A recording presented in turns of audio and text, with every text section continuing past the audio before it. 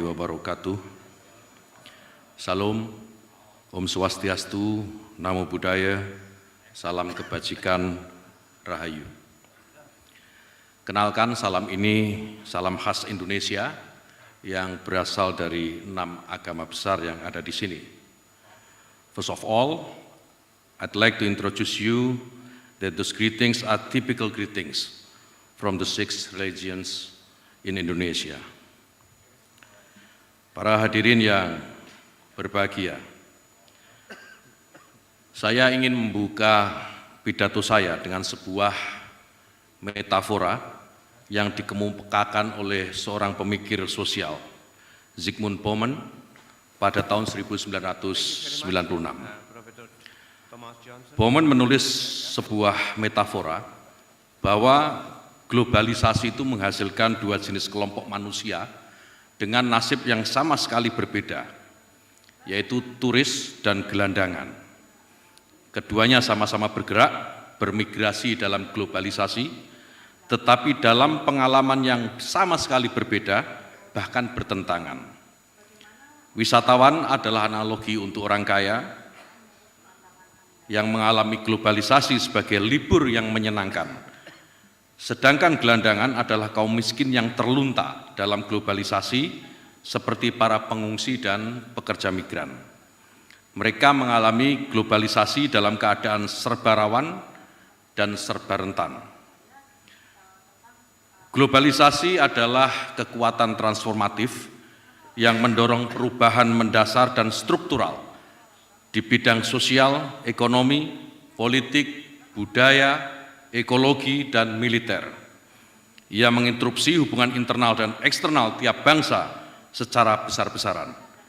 Namun ia juga adalah sebuah proses sejarah yang dinamis dan terbuka, membelah manusia dan komunitasnya dengan penuh kontradiksi dan paradoks. Ini adalah serangkaian proses yang menghasilkan bentuk-bentuk baru hubungan kekuasaan di tingkat global dan lokal yang pada gilirannya menyebabkan stratifikasi baru dan pengucilan terhadap orang-orang di berbagai sektor sosial. Globalisasi diam-diam telah merekonstruksi pola inklusi dan eksklusi tradisional di antara negara-negara dengan membentuk hierarki baru di semua masyarakat dan wilayah dunia, antara utara dan selatan, dunia pertama dan dunia ketiga, orang kaya dan orang miskin. Semua terjalin secara paradoks dalam persamaan kultural sekaligus perbedaan jurang ekonomi sosial. Oke, terima kasih. Perbedaan ini juga jangan-jangan berlaku bagi kita semua yang hari ini hadir mewakili negara masing-masing. Forum suprastate semacam ini adalah tempat yang baik. Namun ia tetap tidak mungkin menghapuskan perbedaan-perbedaan dari warga atau umat kita masing-masing yang suaranya kita wakili di sini. Politik global mengubah fondasi tatanan lokal, tatanan nasional, regional, dan dunia. Salah satunya adalah homogenisasi budaya. Homogenisasi dalam kebudayaan bisa berarti eksterminasi dan kekerasan simbolik. Ia menghapuskan jejak identitas dari suatu masyarakat dan budaya lokal yang sebelumnya eksis, baik itu adatnya, makanannya, sistem politiknya, dan simbol-simbol kebudayaan lainnya. Dengan itu, globalisasi mengundang balik respon dan tantangan yang seringkali juga keras. Politik identitas yang muncul di Amerika Latin dan Afrika misalnya adalah respon yang bermaksud menyuarakan identitas mereka yang dipinggirkan oleh globalisasi. Pada sisi yang lebih ekstrim, sebagian gerakan fundamentalisme agama juga muncul sedikit banyak sebagai respon dari keruntuhan negara bangsa di kawasan Persia dan homogenisasi yang dilahirkan oleh globalisasi. Proses global yang intensif ini tidak hanya menggeser warga dari peta tradisional geopolitik dunia, tetapi juga menghancurkan sentralitas yang telah diduduki oleh negara. Ia menunjukkan bahwa penyesuaian yang signifikan dengan persyaratan politik yang baru diperlukan untuk menopang hidup negara bangsa agar tetap relevan. Inilah globalisasi dalam kisah yang pertama. Hadirin yang saya hormati, apa yang saya sajikan dalam kisah pertama globalisasi adalah globalisasi yang paradoksal. Ia mengintegrasikan kita dalam kultur global, tapi sekaligus dengan itu ia justru membelah dan membangun stratifikasi baru yang mengakibatkan banyak kaum miskin di berbagai negara yang ekonominya lemah makin menderita. Globalisasi dalam kisah ini boleh diibaratkan selaksa gelombang pasang yang memporak-porandakan identitas dan pendirian-pendirian dasar, bukan hanya bagi negara bangsa, tetapi juga bagi kemanusiaan universal serta religiusitas. Namun untungnya bagi kita cerita tidak sampai di sini. Sejak setidaknya tahun 2020, dunia mengalami globalisasi dalam rupa yang sama sekali berbeda. Globalisasi sebagai bencana, duka cita sekaligus solidaritas. Ini adalah paradoks lain dari kisah globalisasi yang kedua, yaitu globalisasi pandemik. Hadirin yang saya muliakan, dengan cara yang belum pernah terjadi sebelumnya, COVID-19 bukan hanya telah mengkonfirmasi ulang, mengkonfigurasi ulang struktur transnasional, mobilitas, dan koneksi yang telah menjadi dasar bagi globalisasi pasca Perang Dingin. Pandemik secara mondial menghadapkan setiap orang di belahan dunia manapun dengan latar belakang kelas sosial apapun, agama dan bangsa yang berbeda-beda untuk berhadapan dengan bela sungkawa universal. Di dalam pandemik, baik turis maupun gelandangan sama-sama menghadapi risiko yang dihadapkan dengan keganasan virus yang mematikan. Dalam 3 tahun yang serba ganas, globalisasi ini mengalirkan pandemik sebagai pengalaman bersama, duka cita dari kematian yang sunyi, ruang-ruang isolasi. Tapi di saat yang sama ia juga membangkitkan militansi akal budi, sains, dan kerja keras semua bangsa untuk lolos menuju normal baru yang lebih berpengharapan di mana kita kini sekarang berada. Pandemik mengajarkan kita bahwa di dalam segala perbedaan, di atas demarkasi kelas sosial dan kekayaan, serta hierarki kesetaraan, baik yang terjadi antar negara dan antar manusia, semua common ground bagi kelanjutan kemanusiaan ternyata masih dimungkinkan. Di sini kita menemukan bahwa ternyata ada yang lebih solid dan krusial dari sekedar ekonomi, politik, atau batas dan teritori. Saya ingin meminjam perumpamaan dari seorang pemikir filsafat. Etika zaman pandemik ini dapat dirumuskan dalam satu kalimat pendek yang dipetik dari metafor Kristianitas, noli matengire, yang artinya jangan pegang aku. Jangan pegang aku apabila kau mengasihi aku. Disinilah jarak dipertahankan, justru dalam rangka memelihara keakraban sosial dan solidaritas. Pandemi memaksa orang untuk mengambil tindakan etis di mana keselamatan diri hanya bisa dipertahankan melalui keselamatan orang lain. Dengan itu, wabah yang mengerikan menghadirkan kegentaran tapi sekaligus menumbuhkan atmosfer etik mondial. Hadirin yang terhormat, globalisasi pandemik mengajarkan kita betapa berharga dan pentingnya sains dan ilmu kedokteran bersama-sama dengan kekuatan solidaritas dan kesukarelaan antar manusia. Sains menuntun kita keluar dari bencana, namun etika, solidaritas, dan kemanusiaan yang memelihara dan memperkuat pikiran dan kesehatan jiwa manusia selama dalam bencana. Dengan kata lain, bagi kita orang yang beriman, pandemik ini menghadirkan kengerian yang mencengangkan. Ia menakutkan, namun ia saat yang sama juga menunjukkan sisi-sisi kemuliaan manusia yang menandakan adanya cakrawala kebaikan yang transenden itu. Di titik inilah kita meyakini bahwa solidaritas manusia akan lebih merekah dan tumbuh apabila ia diatur oleh keserasian antara akal budi dan nilai-nilai yang baik solidaritas, kebersamaan, dan kemanusiaan yang universal. Indonesia adalah bangsa yang tumbuh oleh tempaan sejarah, melintasi prahara demi prahara, termasuk prahara COVID-19. Mulai dari sejarah kolonialisme, pergerakan politik, otoritarianisme Orde Baru, dan kini demokrasi. Demokrasi telah memberikan Indonesia jalan terbaik bagi rakyat untuk berpartisipasi mempertahankan hak-hak dan kewajiban konstitusionalnya. Namun lebih dari itu, Indonesia juga adalah negara Pancasila, sebagaimana topik yang diberikan kepada saya. Sejarah Pancasila adalah sejarah nilai-nilai dan prinsip keutamaan.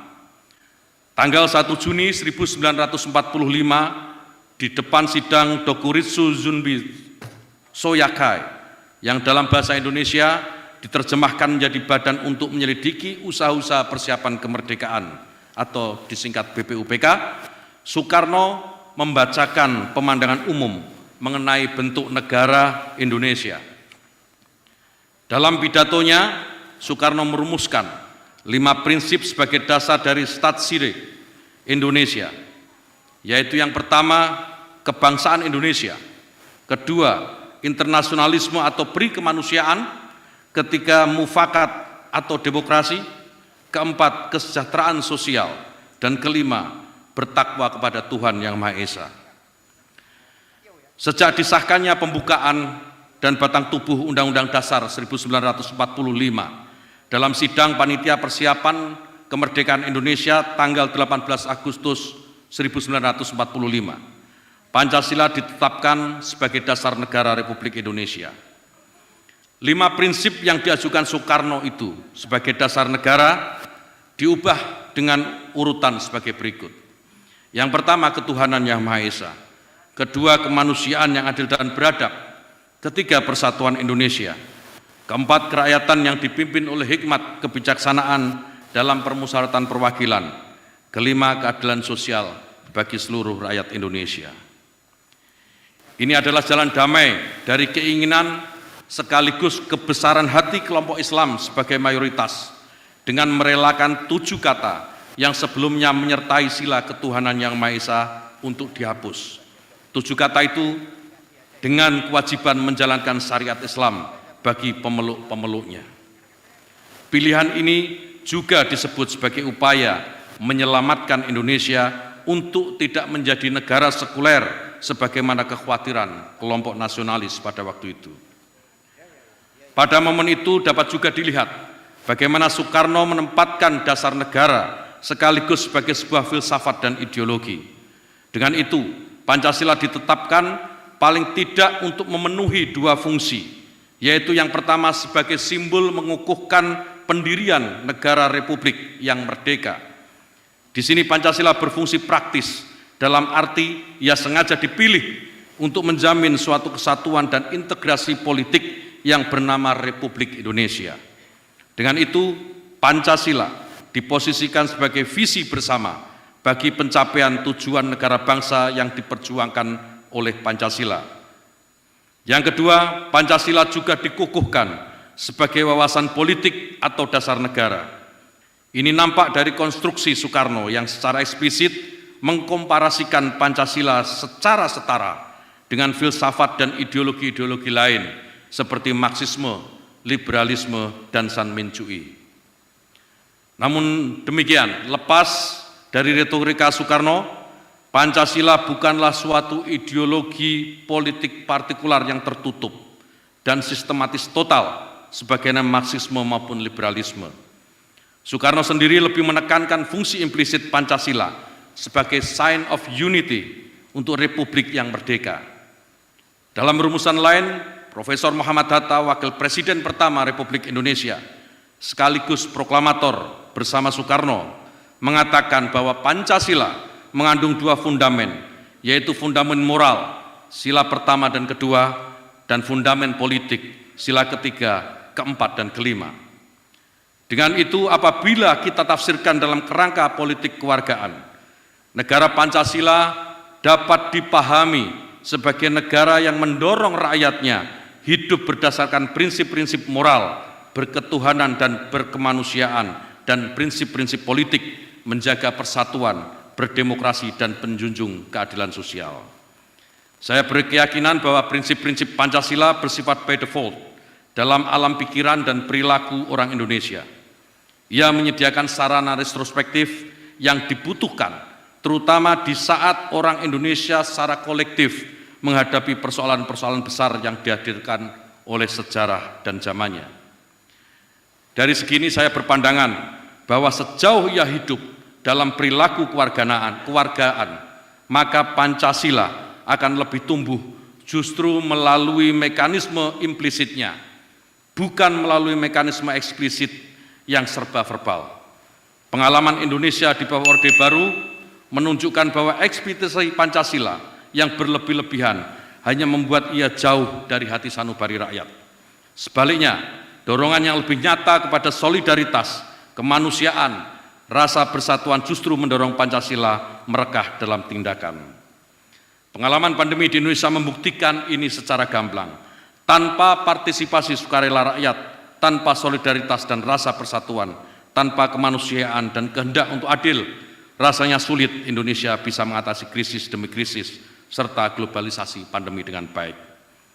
Hadirin yang saya hormati, akhirnya sebagai penutup, dengan menguraikan Pancasila dalam dua kisah globalisasi itu, saya hanya ingin menekankan bahwa hal-hal material memang bisa menopang kemajuan, namun harapan-harapan terbaik umat manusia pada akhirnya hanya bisa dijamin dalam prinsip-prinsip bersama yang kokoh serta universal. Last but not least, I'd like to quote a statement from our first President, Soekarno, that we unite because we are strong, and we are stronger when we unite. This has the same spirit as an African proverb. If we want to walk fast, we walk alone. If we want to walk far, let's walk together.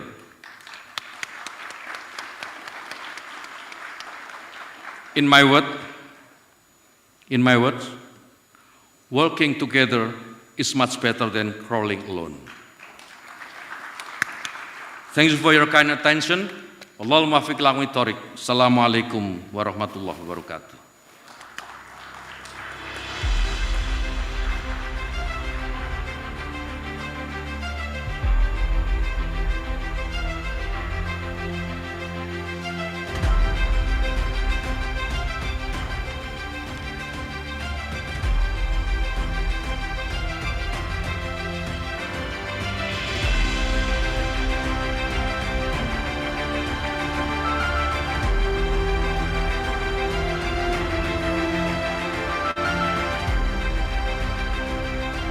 Thank you very much, Minister for Religious Affairs, for taking the time out of your busy schedule to address us.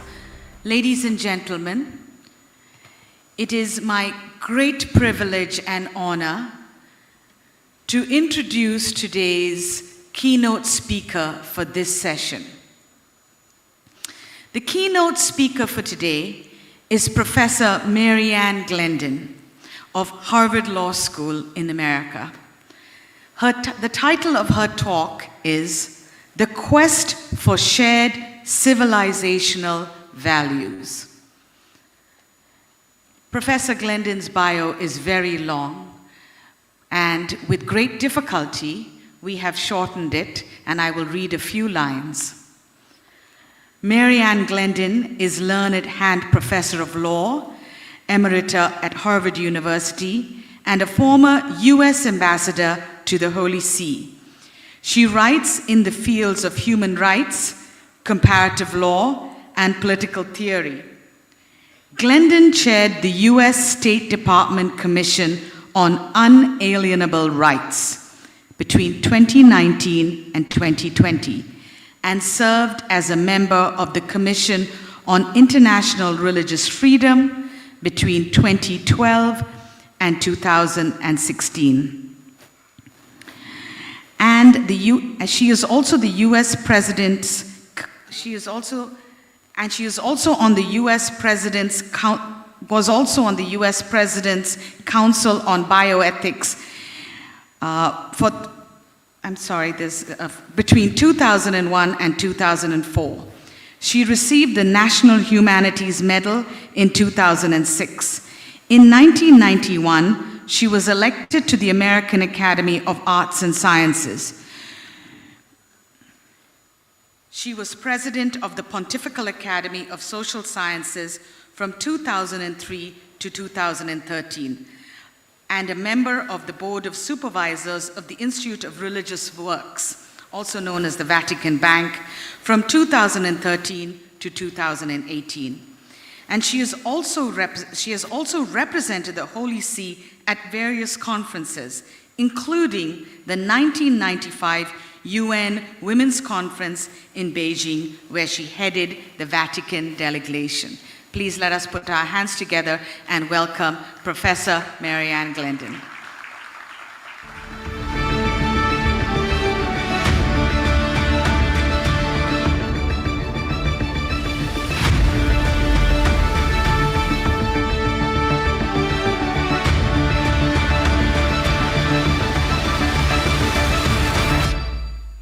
Good afternoon, everyone, and thank you for that very kind introduction. When you get to be an old person, you have a long biography.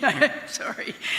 I have to begin by expressing great appreciation to the co-sponsors of this conference, Kai Haji Yahya Cholil Shakuf and Sheikh Mohamed Al-Isa, a conference that is first of its kind, and I believe that it's not too soon to say that this is a landmark for the G20 to recognize the role of religion in geopolitical discourse.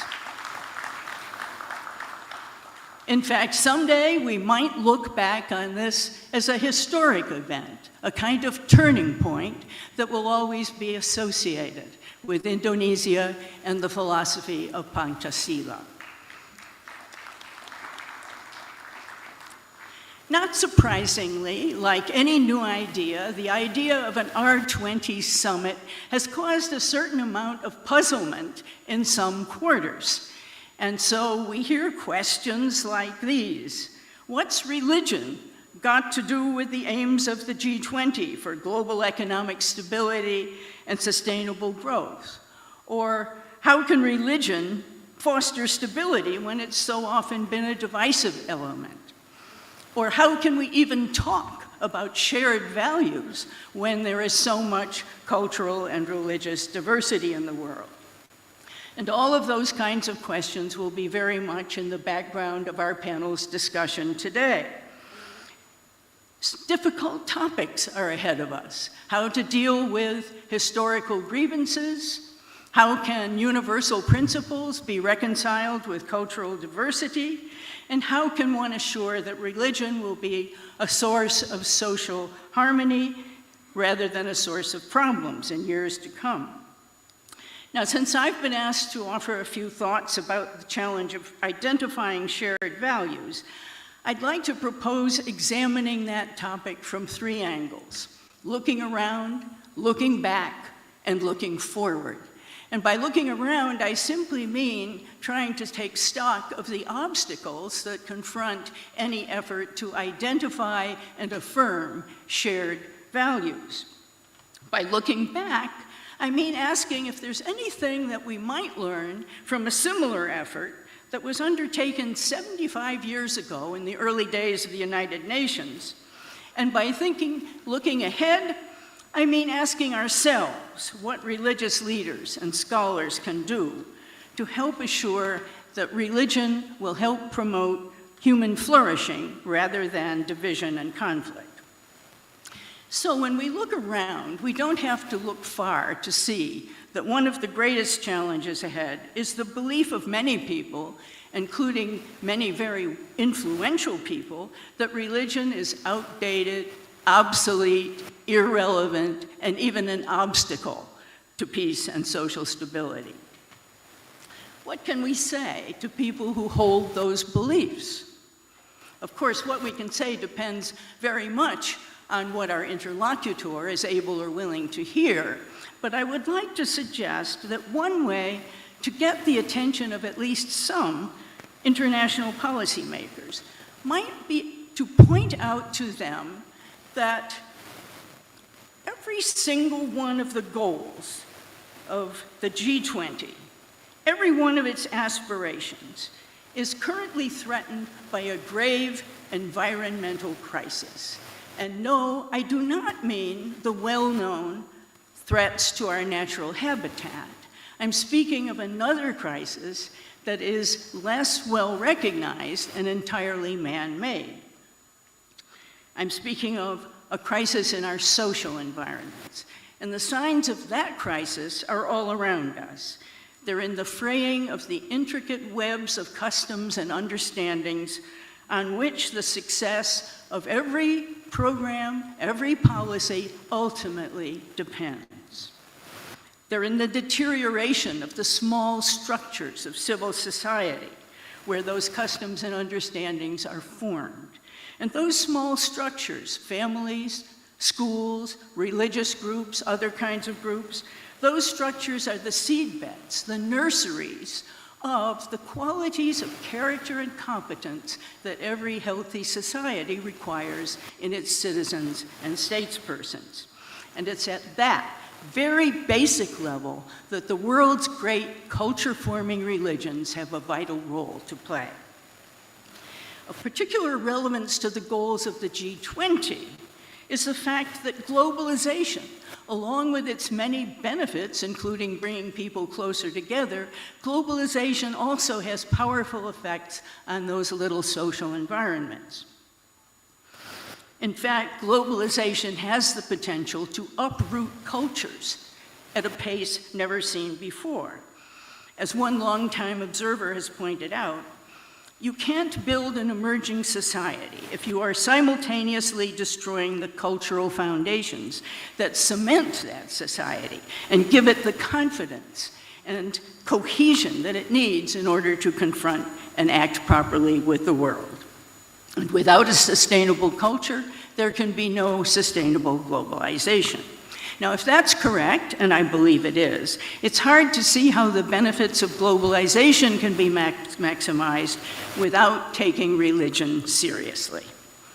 But in most discussions of international policy, we hear a great deal about the negative effects of religion and very little about the important ways in which the world's religions have contributed to the maintenance of healthy societies and cultures. Of course, religion isn't the only element to be considered, but it is such a major force that one cannot simply ignore it. And that is why the G20 was wise to take religion seriously. As Pope Francis once put it, humanity has been too slow to recognize that social environments, like natural environments, are at risk and need protection. And that's why our first topic this afternoon, the quest for shared civilizational values, this topic has acquired new urgency in our increasingly interdependent and yet conflict-ridden world. Interestingly, the last time that a multinational group paid attention to this question of shared values was many years ago, when the newly formed United Nations decided to respond to calls for some kind of international document involving human rights. And so as we approach the question of shared values today, it might be interesting to take just a brief look at what we might learn from that previous experience. Back then, the idea, this is right after World War II, the idea of shared values was considered ridiculous by the self-styled realists of the day and by many prominent anthropologists who were more interested in the differences among people than in what makes us all part of a human family. But fortunately for posterity, the UN decided to go ahead anyway, and the result was a historic political achievement. It was the approval of the Universal Declaration of Human Rights in 1948 without a single dissenting vote. And the UN in those days was already impressively multicultural, although, of course, imperfectly so, largely by not yet including the many countries that were still under colonial rule and in the global South. At the time, though, the commission that was assigned to draft the Universal Declaration of Human Rights was also impressively multicultural. And I'd just like to honor a few of the names of the leading members. China's Peng Chungjiang was not only a gifted diplomat, but a respected educator and philosopher. India's Hansa Mehta was a pioneering feminist and social activist. And she was the one who pressed for equality between men and women in the Universal Declaration. Chile's Hernán Santa Cruz was a great advocate for the social and economic rights. Lebanon's Charles Malik at the time was the chief spokesman for the Arab League in the early UN, all through the Palestinian crisis. French jurist René Cassin put the stylistic touches on the document, and American Eleanor Roosevelt was the chairperson.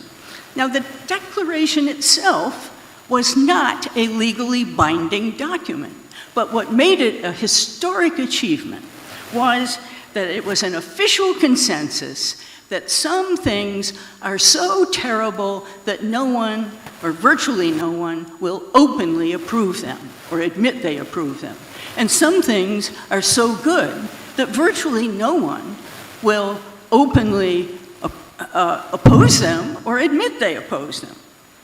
But today, that consensus is faltering.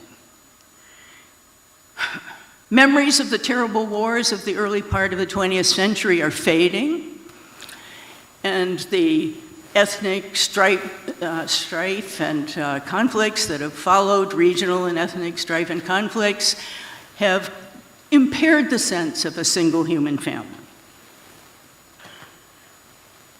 Some powerful countries are contesting the very idea of universal rights in the name of economics, national security, or economic necessity.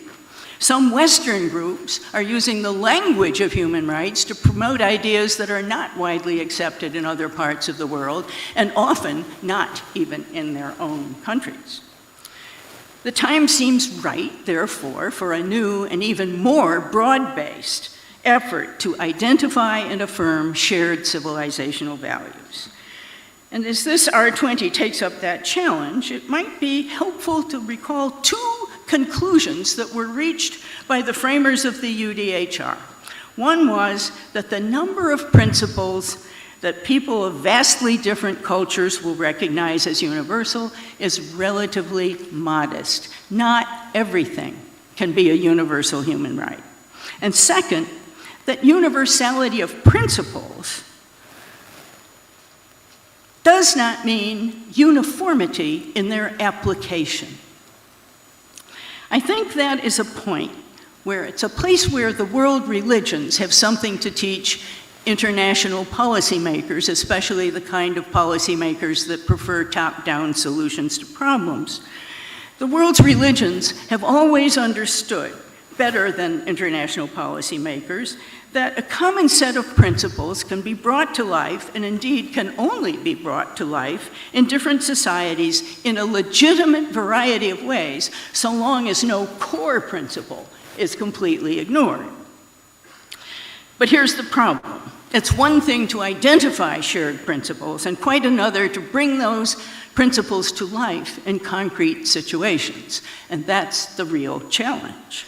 Which brings us to looking forward, to the possible role of religions in promoting an international order grounded in shared civilizational values. There's no doubt that religious leaders will be essential to maximizing the beneficial effects of religion and countering its negative effects.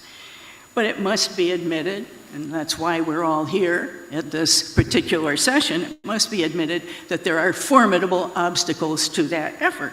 And one of them involves some business that a UN study group had to leave unfinished 75 years ago when this group of philosophers was asked by UNESCO to look into whether there really were any values that could be said to be universal.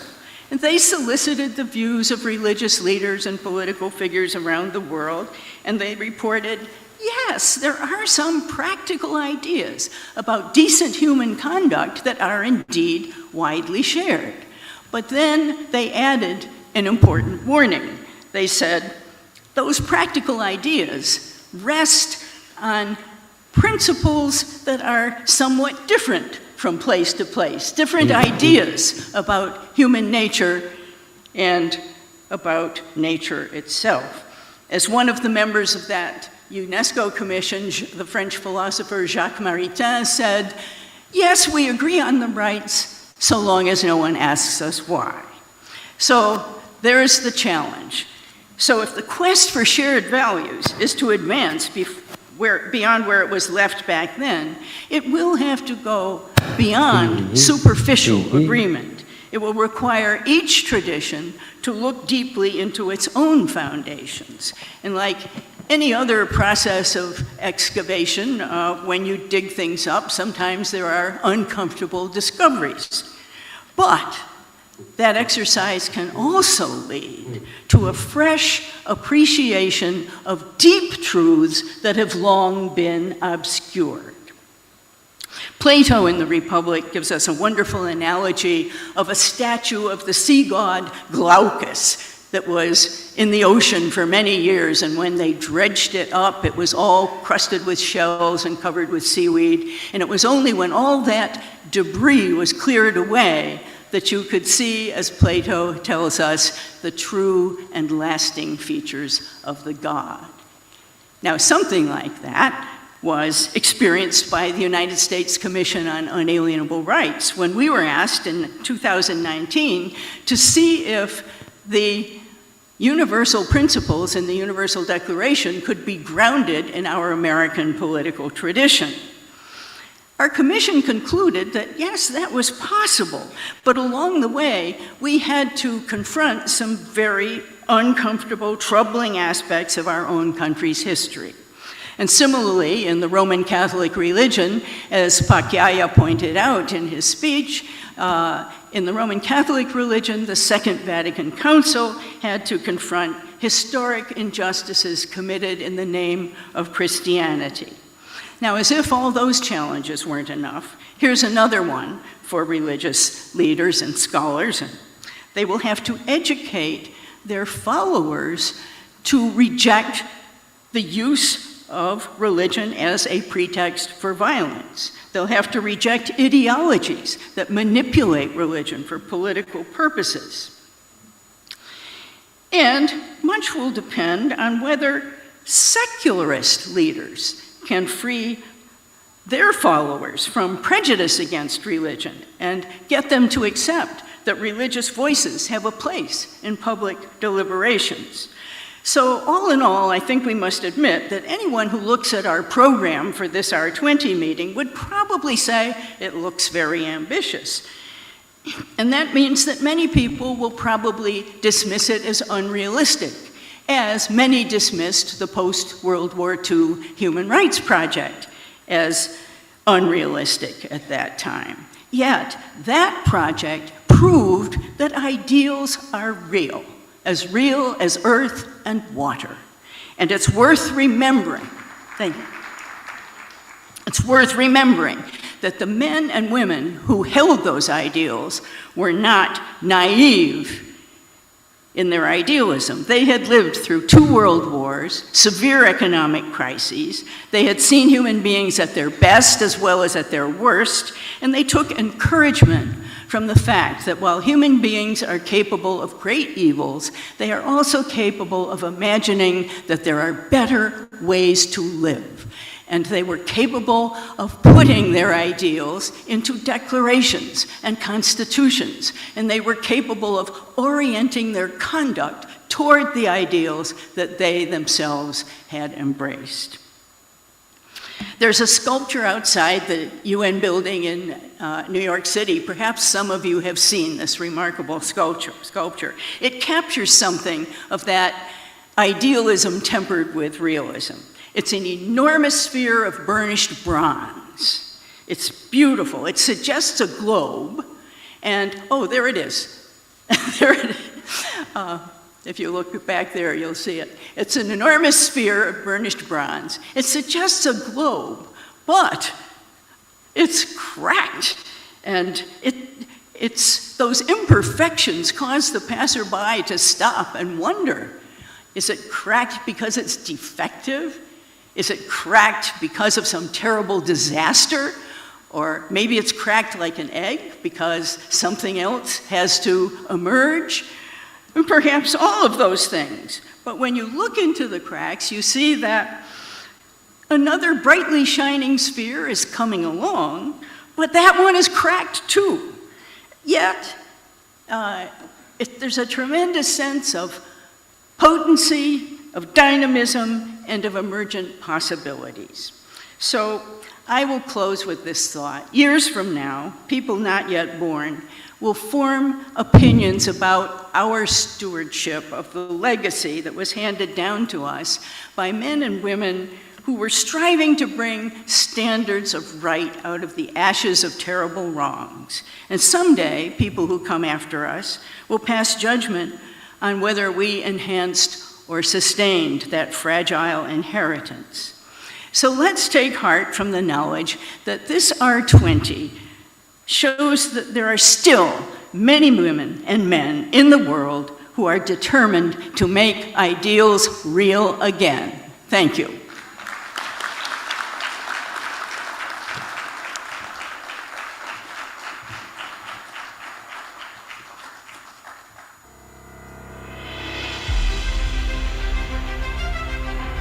Thank you, Professor Glendon, for that inspirational message and a call to action. Our next speaker is His Excellency Dr. Hamdan Musallam Al-Mazrouei, Chairman of the Board of Trustees of the Mohamed bin Zayed University for Humanities. His Excellency holds a PhD with distinction, excellent honors, specializing in advocacy and reckoning from Imam Mohammed bin Saud University in Riyadh, Kingdom of Saudi Arabia. Dr. Hamdan has held many positions and chairs many boards of directors. His Excellency has been an advisor in the court of the Crown Prince of the UAE from 2014 until the present. Dr. Al-Mazrouei has also been honored by numerous local Arab and international bodies, most notably with the First-Class Medal of Science and Arts by the President of the Arab Republic of Egypt, and with the Rasjid Award for Scientific Excellence. I welcome you, Your Excellency.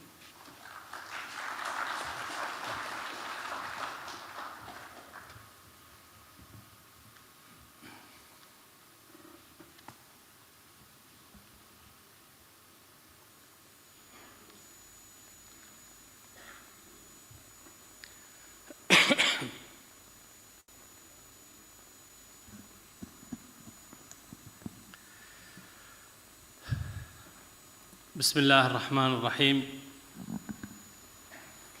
الحمد لله رب العالمين، والصلاة والسلام على نبينا محمد وعلى آله وصحبه وسلم. أما بعد، أصحاب المعالي والسعادة والفضيلة، ضيوف قمة مجموعة تواصل الأديان المشاركة لمجموعة العشرين، الحضور الكريم، السلام عليكم ورحمة الله وبركاته. يسرني أن أعبر عن شكري وامتناني لكل من ساهم في هذا اللقاء، وأشكركم شكراً خاصاً على حسن ضيافتكم أهلي في أندونيسيا. شكراً لكم حكومة وشعباً على ضيافتكم لنا في هذه الأيام أثناء تواجدنا بينكم. كم أنا سعيد بهذا اللقاء، سعيد سعادة بالغة بأن أشارك في هذا المنتدى السنوي لقمة مجموعة تواصل الأديان المشاركة لمجموعة العشرين في موضوع بناء الجسور بين الشرق والغرب.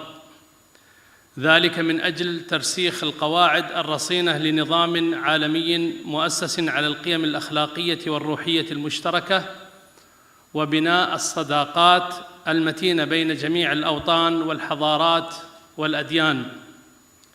هذه القمة الدينية ستكون بإذن الله منارة عالمية وفرصة سانحة يمكن من خلالها للقادة الدينيين في جميع أنحاء العالم أن يعبروا عن تطلعاتهم العملية لإسماع صوت العقل والأخلاق والتسامح والتعايش والأمن والسلام إلى أتباعهم وإلى كل من يثق في رأيهم. أيها السادة الحضور، النصوص المقدسة تصرح بأن مبدأ الخلق جميعاً واحد، ففي القرآن الكريم يقول الله تعالى تأكيداً على هذا المبدأ: هو الذي خلقكم من نفس واحدة. كما جاء في القرآن الكريم في أكثر من آية يخاطب الله تعالى فيها البشر فيناديهم بقوله تعالى: يا بني آدم. والحقائق الكونية تؤكد تأكيداً جازماً للبشر على وحدة الأصل ومكان العيش في هذه الأرض، كما أن العناصر التي تتكون منها الأرض لها خصائص وسمات مختلفة، كذلك جاء اختلاف البشر في الطباع والألوان والثقافة والديانة لحكمة أرادها الله سبحانه وتعالى.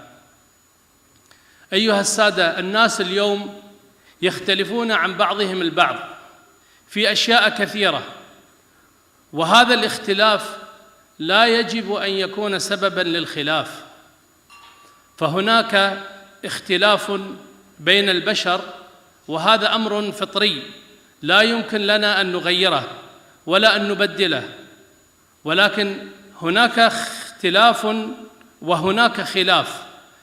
فالاختلاف أمر فطري، ولكن الخلاف هو من صنع البشر، فهو موجود عند بعض البشر، وهذا الخلاف هو الذي يجب أن يصحح وأن يبدل من الخلاف إلى التوافق وإلى التعايش. فالله جلت قدرته قد فطر البشر على الاختلاف في المذاهب والآراء والعقائد، وهذا خلق الله تعالى، لا يمكن لأحد أن يغير ذلك، ولا سبيل لنا إلى جمع الكلمة إلا أن نغير من الخلاف إلى التوافق والتعايش والحوار الإيجابي والبحث عن المشتركات والتعايش معها، بل وتفعيلها والدعوة إليها، لا سيما في هذه الأيام التي نعيش نحن فيها على أرض هي أشبه ما تكون بالقرية الصغيرة، وهذه القرية الصغيرة يوماً بعد يوم تصبح أصغر، وكذلك وسائل النقل أصبحت أسرع وأيسر وأسهل بين بني البشر. إخواني وأخواتي، سمعنا الكثير من المبادرات وحضرنا الكثير من المؤتمرات، ولكن دعوني أن أنتقل بكم من الحديث النظري إلى الواقع العملي، ودعوني أن أتشرف بأن أعرض على حضراتكم نموذجاً عملياً وليس نظرياً من دولة الإمارات العربية المتحدة التي أتشرف بالانتساب إليها والتي أتيت إليكم منها. هذه الدولة تبعث من أرضها إلى العالم جميعاً برسالة التسامح والتعايش، وتعمل بجد وعزم لترسيخ هذه الثقافة باعتبارها قيمة إنسانية رفيعة، بل إن دولة الإمارات جعلت هذا الأمر روحاً لدستورها وقوانينها وعلامة على حضارتها وأخلاقها وقيمها وعاداتها النبيلة. التسامح في دولة الإمارات العربية المتحدة يمثل قيمة أصيلة وعادات نبيلة، فهذه القيم الفاضلة هي التي نشأت مع نشأة دولة الإمارات العربية المتحدة التي أسسها الوالد المؤسس الشيخ زايد بن سلطان آل نهيان طيب الله ثراه، وسار على هذا الدرب صاحب السمو سيدي صاحب السمو الشيخ محمد بن زايد آل نهيان رئيس الدولة حفظه الله، فهو رجل عظيم ترسخت فيه صفات التسامح والتعايش، وما يزال يجود بقلبه الإنساني وفكره العقلاني بالمبادرات الإنسانية والتشجيع على الحوارات الحضارية التي تعيد رونق احترام الأديان والمعتقدات إلى مكانها الصحيح، حتى غدت دولة الإمارات العربية المتحدة قبلة للتسامح وعنوانا للسلام وصرحا للقيم والأخلاق، ومحطة لتلاقي العقلاء والحكماء وعلماء الفلاسفة ورجال الدين.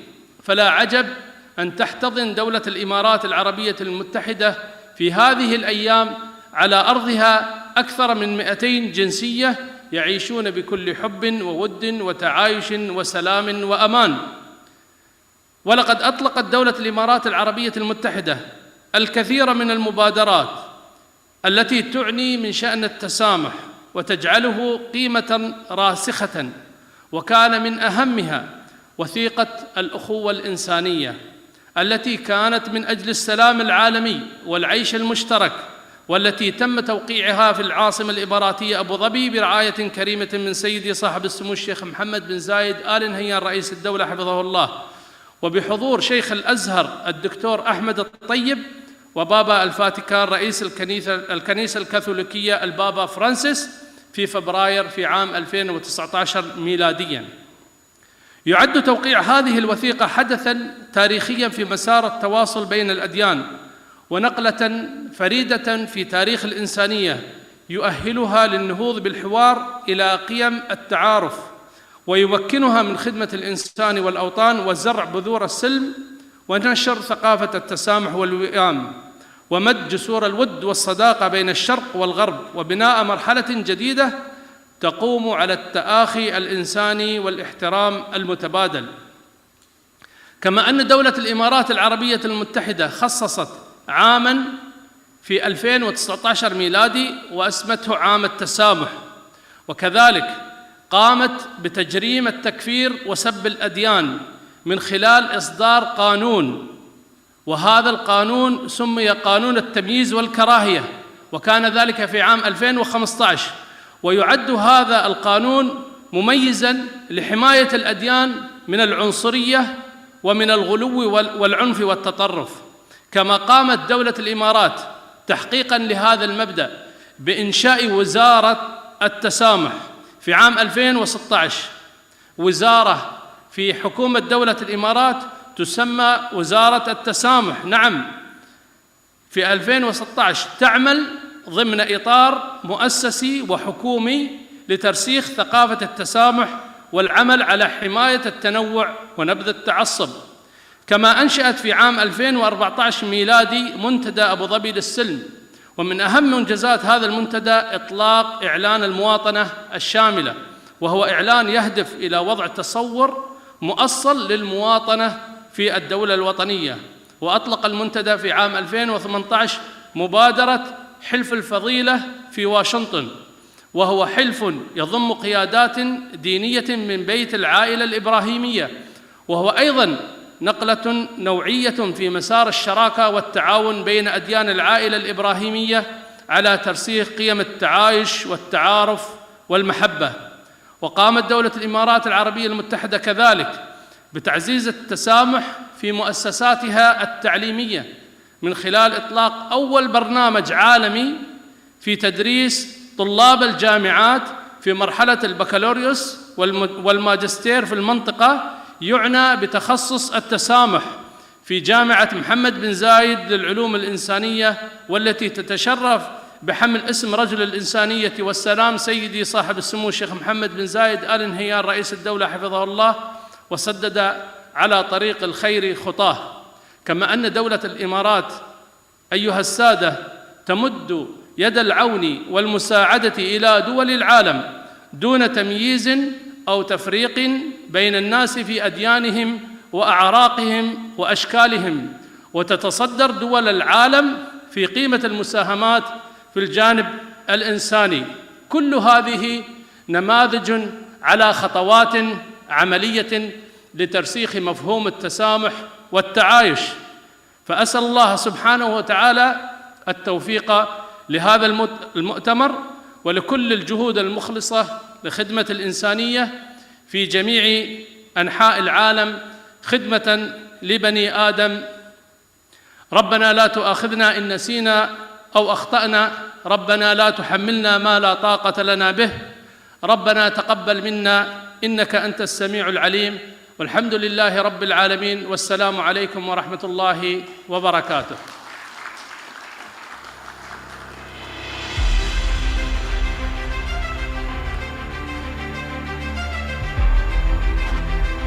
Thank you, Your Excellency, for that wonderful talk.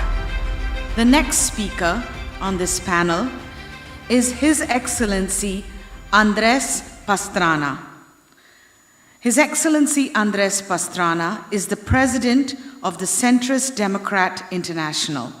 He was also the former President of the Republic of Colombia. His talk today is entitled Western Humanism, Christian Democracy and Humanitarian Islam, an Alliance for the 21st Century. His Excellency Andres Pastrana was President of the Republic of Colombia from 1998 until 2002. During his presidency, Mr. Pastrana made important steps in negotiations with FARC and ELN, terrorist groups. His administration also proposed and oversaw the implementation of the Plan Colombia and package and an narcoticized strategy. But he was a man of many accomplishments and achievements before becoming president. Mr. Pastrana graduated as a lawyer from the University of Rosario in Bogota. He was a fellow at the Harvard University Center for International Affairs. He was twice awarded with the King of Spain's Award for Journalism. Currently, His Excellency, Mr. Pastrana, is president, as I said, of the Centrist Democratic International, which is the world's largest network of political parties. Welcome, Your Excellency.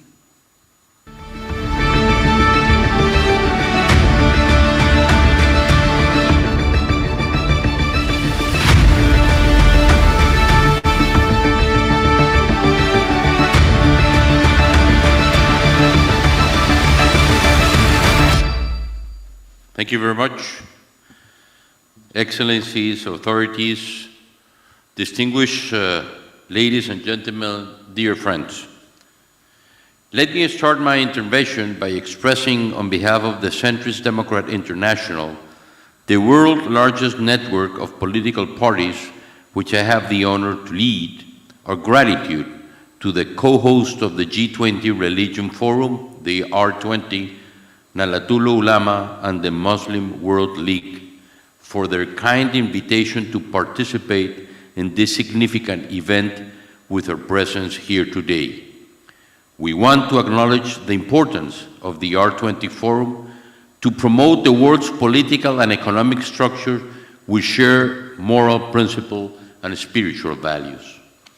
Our gratitude also goes to President Joko Widodo, President of the world's largest Muslim majority democracy, for his undoubted support to recognize the R20 as an official G20 main event, thus providing a global platform through which diverse religious leaders and cultural figures from across the world may discuss their concerns and exchange ideas with politicians to find solutions to global problems traditionally considered to the concern of political elites.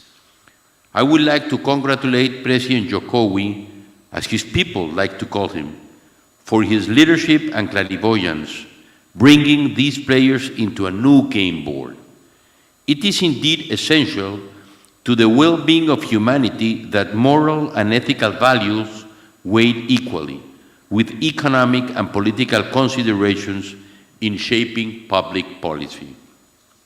Today, as President Jokowi is making history again, like President Sukarno did in 1955 with the Bandung Conference, one of the most significant geopolitical events of the 20th century, with the R20, President Jokowi is offering an historic opportunity to revive the spirit of that conference and update its agenda to confront humanity's current challenges.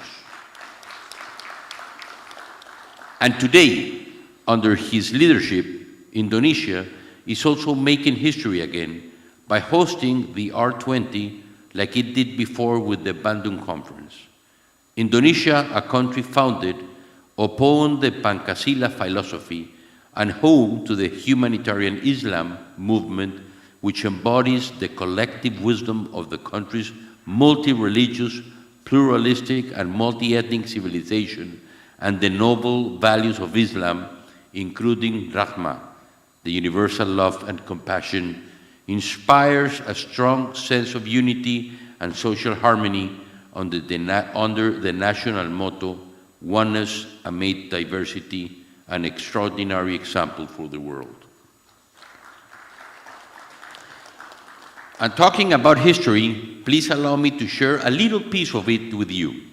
The CDI origins date back to 1925, when political parties from Belgium, Germany, Italy, France, the Netherlands, Luxembourg, Austria, Switzerland, Czechoslovakia, Hungary, Spain, Portugal, and Lithuania gathered for the first time to establish the International Secretariat of Democratic Parties of Christian Inspiration, SIPDIC-SIC for its acronym in French. All of them were behind the intellectual, philosophical, and spiritual origins of the post-war World Second International Order, and closely associated with the tradition of Western humanism and Christian democracy. All of them share fundamental principles inspired by humanism, the dignity of people, personal freedoms, and human rights as later defined in the Universal Declaration of Human Rights of 1948. And all of them serve one common objective: the constant search for peace between human beings. The International Secretariat evolved to the Christian Democrat International, and later on to the current Centrist Democrat International, due to an increasing membership of non-Christian parties which share the same principles and values regardless of their religion's affiliation. Today, the CDI big family, with more than 100 political parties, which represent Christians, Muslims, Buddhists, Hindus, etc., from all different regions in the world, with one fundamental aim: promoting a rule-based international order founded upon universal ethics and humanitarian values to confront today's challenges. And it is precisely here where we intervene with the ultimate goal of the R20, as stated by our good friend Pakyaya, founding chairman of the G20 Religion Forum and general chairman of Nahdlatul Ulama. We hope to facilitate the merge of global movement, in which people of goodwill of every faith and nation will help bring the world's geopolitical and economic power structure into alignment with the highest moral and spiritual values for the sake of all humanity. The characteristic nature of the R20 as an unprecedented summit of high-level religious and political leaders will help address the current global challenges with a broader perspective, ensuring that religion can be a genuine and dynamic source of solutions rather than problems in the 21st century. And that comes at the time when we are still trying to deal with the terrible effects of the worst pandemic of our societies have known in modern times. For that reason, Indonesia G20 presidency chose the theme "Recover Together, Recover Stronger," in an effort to boost our collective ability to create inclusive and sustainable foundation for growth based on 3 pillars: global health architecture, sustainable energy transition, and digital transition. If you allow me, I would like to add the following: recover better. The quality of our recovery is instrumental to the success of such recovery, and this is the importance of the R20. The R20 can help promote rule-based international order founded upon universal ethics and humanitarian values at a time when see war in the European soil again, with a real possibility to further escalate into a multinational nuclear conflict which will trigger World War III. At a time when autocrats thrive all over the world, fostering the emergence of authoritarian civilizationist states that do not accept the rule-based post-World War II order, which has long served as the framework for international relations, including the greatest expansion of economic well-being in the history of humanity. At a time when narco-states expand their geographic scope and colonize new countries, especially including those under the umbrella of the Foro de Sao Paulo and the Grupo de Puebla in Latin America. At a time when people starve due to food shortages provoked by the wars and droughts, when families cannot pay energy prices, when natural disasters increase their frequency and destructive capacity. As these difficult times, we, political and religious leaders, must humbly admit our responsibility to this and further generations and realize that our actions today will shape the future of our children and grandchildren for good or for bad. In the CDI, we have been tirelessly working towards this goal. As the world's West-centered economic principle shifts towards Eurasia, and geopolitical competition threatens to undermine peace and security throughout this vast landmass, widespread acknowledgement of and adherence to universal ethics and humanitarian values may help ensure that that transition can be navigated more peacefully. CDI and its extensive global network of allies are in a unique position to facilitate this process, for they embrace a common set of human and universal values, rooted in their respective religious and cultural traditions. These kindred traditions, which include but are not limited to Western humanism, Christian democracy, and humanitarian Islam, may serve as the foundation for a 21st century alliance to build a peaceful and prosperous global civilization. For all the above, the Centrist Democrat International invite peoples of goodwill of every faith and nation, as well as political parties and governments worldwide, to join us and the R20 Forum in this alliance to block the weaponization of religion, safeguard human dignity, and foster the emergence of a truly just and harmonious world order, founded upon the equal rights and dignity of every human being. Today, humanity is facing unprecedented threats, such as attacks on life, abortion, euthanasia, attacks on the family, gender ideology, and attacks on morality, relativism, and materialism. Only a joint effort among monotheist religion, ecumenism, such as the proposed by Pope St. John Paul II, will be able to overcome these threats. In spite of threats and difficulties, humanity always finds a way to overcome them, especially when it places its hopes in God, who always responds with overabundance to those who cry out for His divine intervention. Thank you very much.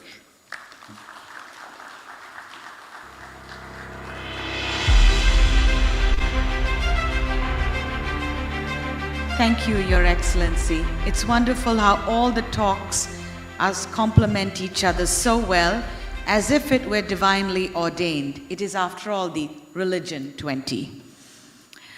The next speaker is M. Arsjad Rashad, PM, who is the chairman of the Indonesian Chamber of Commerce and Industry, or KADIN. And the title of his talk is Infusing Religious Values into the Realm of Business and Economics. Arsjad PM is President and Director of Indica Energy, the Chairman of the Indonesia Chamber of Commerce and Industry, and the host of the 2022 B20, or Business 20, which, like the R20, is an official G20 engagement group. Under his guidance, Indica Energy underwent an astonishing turnaround from losing millions of dollars to an increase in the company's assets by about 7 times within 6 years. He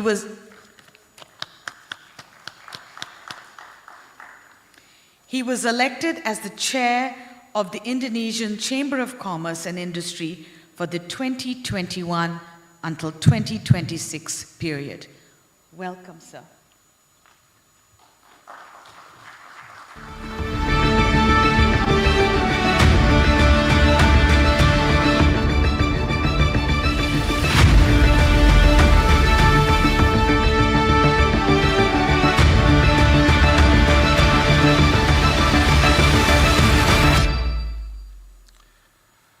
Bismillahirrahmanirrahim. Very good afternoon. Assalamualaikum warahmatullahi wabarakatuh.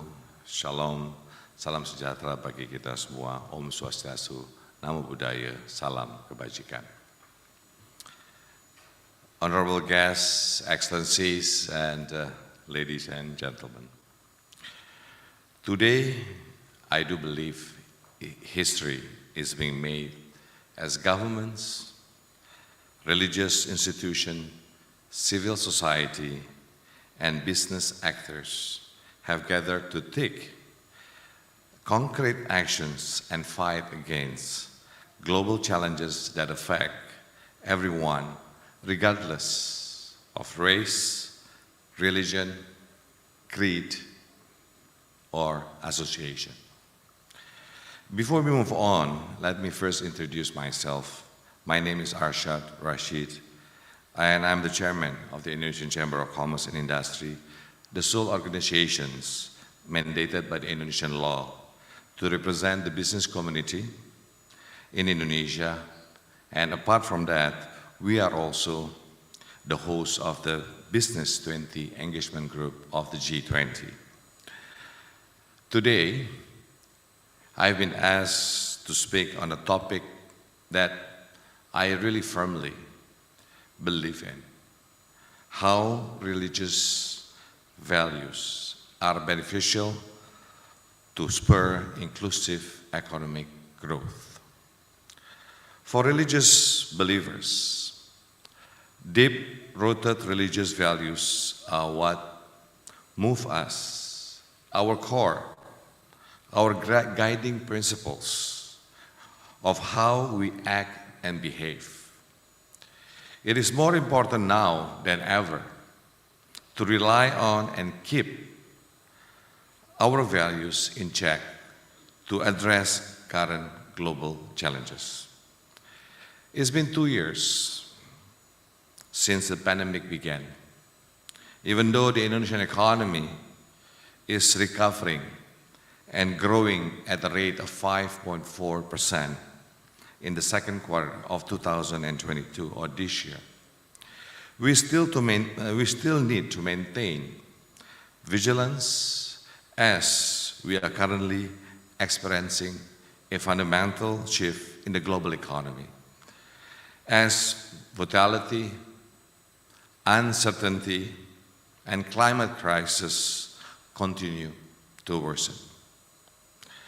To prepare for these challenges, Indonesia G20 presidency has come up with the 3 priorities issues to address, namely global healthcare architectures, the digital transformation, and also sustainable energy transition.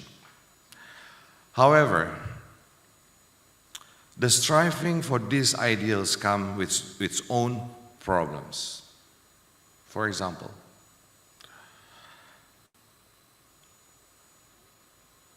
the priority for health architectures. Strive for strengthen a global health system so the world is ready to face the next pandemic.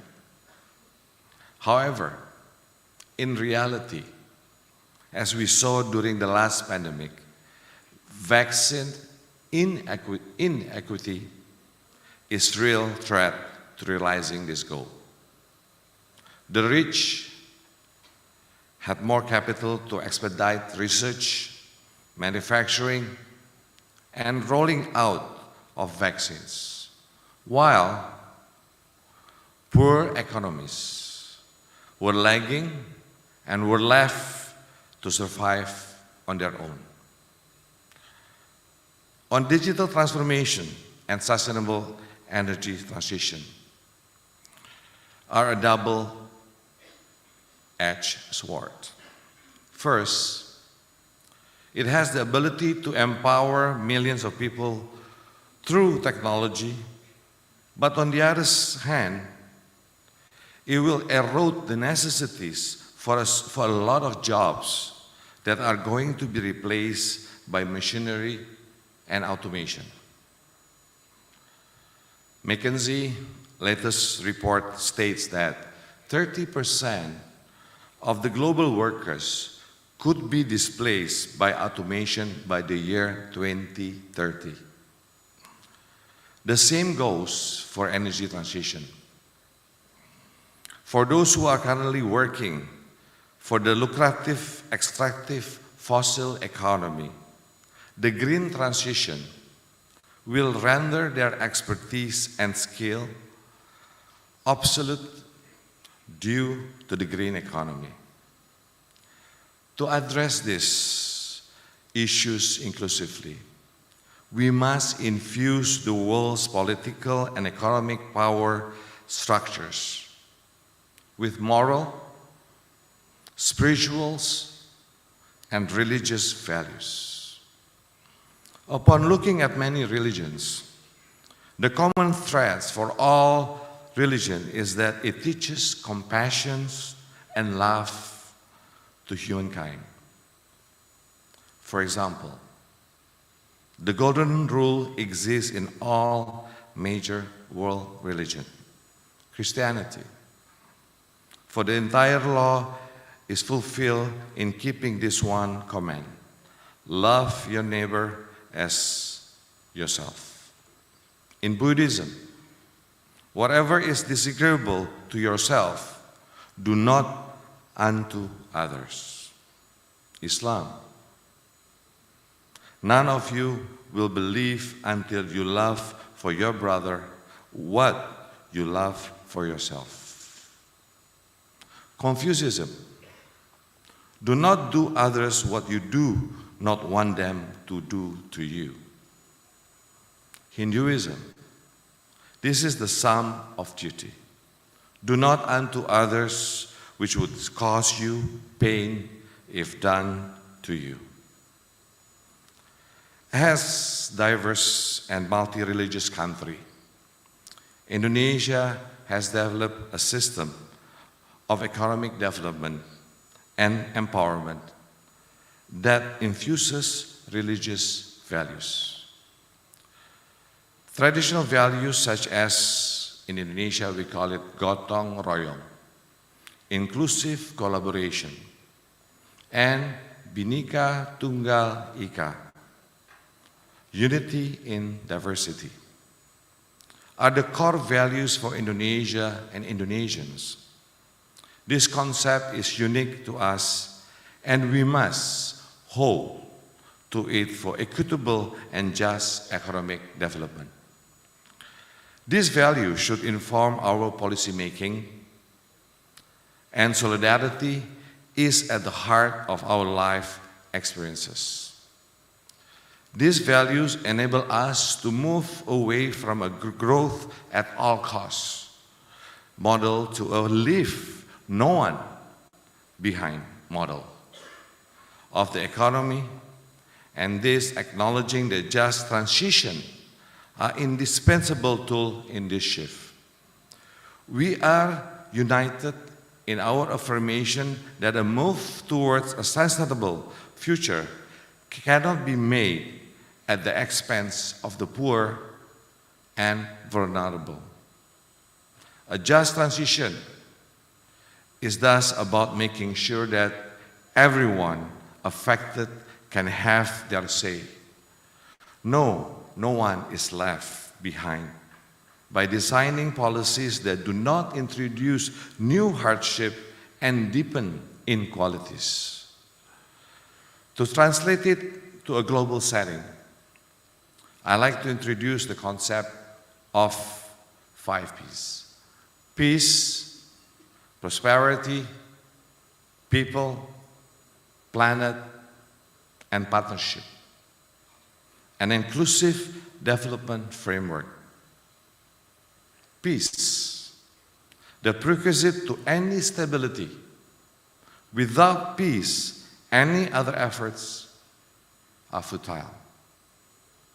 Prosperity, this contributes to the realization of peace, putting an end to social and economic disparity, minimizes the chance for conflicts rooted in disparities and inequalities.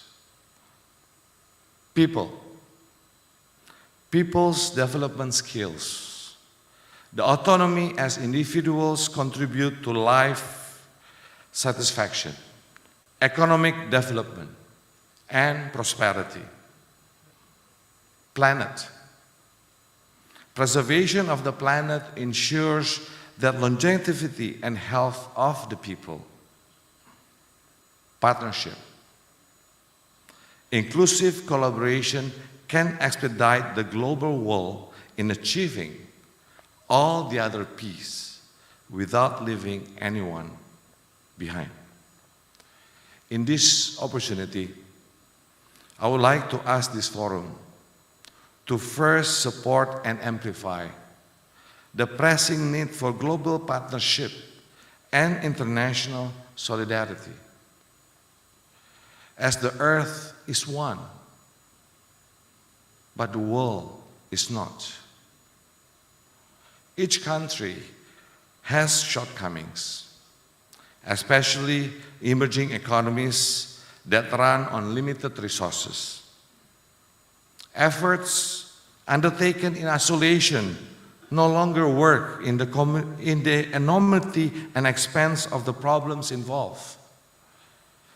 Just transition requires a change of mindset in how decisions are made and how actions are taken to recover and rediscover the time-honored common values of humanity, such as solidarity, human dignity, social inclusivity, and economic equity, while striving towards an environmentally sustainable economy. The framework for a just and inclusive economy is there. Now, it is the duty of thought leaders and religious clerics to urge government leaders and their congregation to put it into practice. Now, you might ask the question, how to put all this aspiration into tangible programs? What are the paths forward? First, robust social protection systems, including public health and education, are needed to boost the economic and climate resilience of disadvantaged groups such as women, indigenous groups, migrants, and youth. Second, cross-border capacity building at many different levels.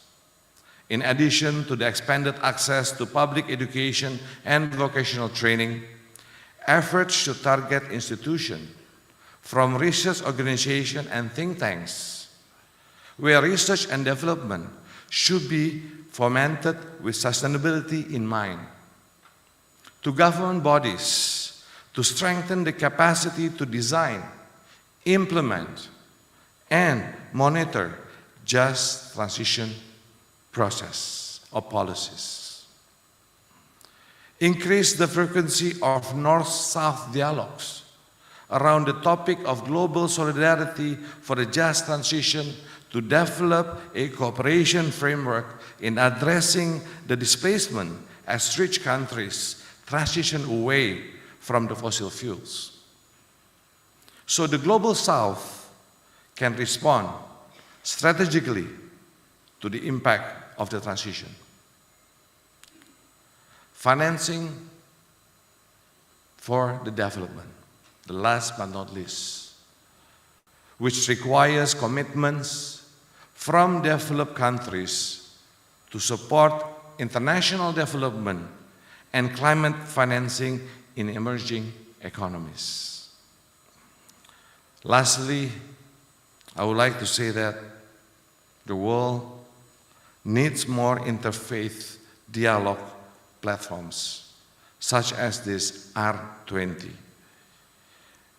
And we have to make this R20 as permanent forum of all G20s in the futures.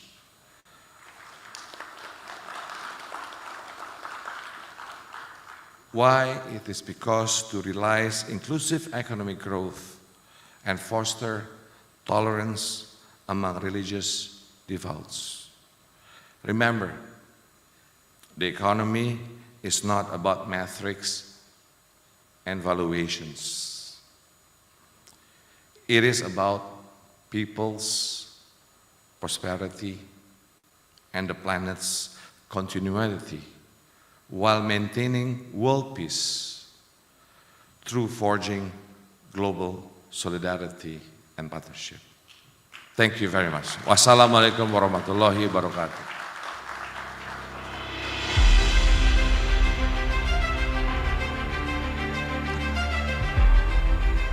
Thank you, Chairman Rasjid, for your powerful and practical talk. Our final speaker for this afternoon's panel is Professor Alberto Maloni. Professor Alberto Maloni is the Secretary of the Foundation for Religious Studies and UNESCO Chair on Religious Pluralism and Peace. Professor Maloni, as I said, holds the UNESCO Chair on Religion, Pluralism and Peace, and this is at the University of Bologna. He is also Chair of History of Christianity at Unimore in Italy. He is an Italian national with a PhD in Religious Studies. He is also the Scientific Coordinator of the EU. He is the founder of the European Academy of Religion and General Editor of Corpus Christianorum. He is the member of the board of several journals, and he is also the Chief Scientific Advisor of the European Union and has been since 2020. Welcome, Professor Maloni.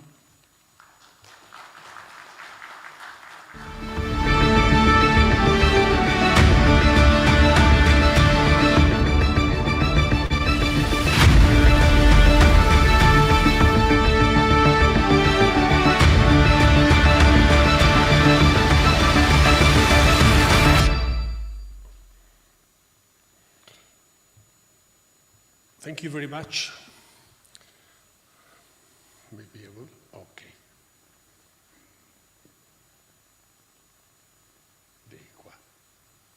Bene. Buonasera, grazie.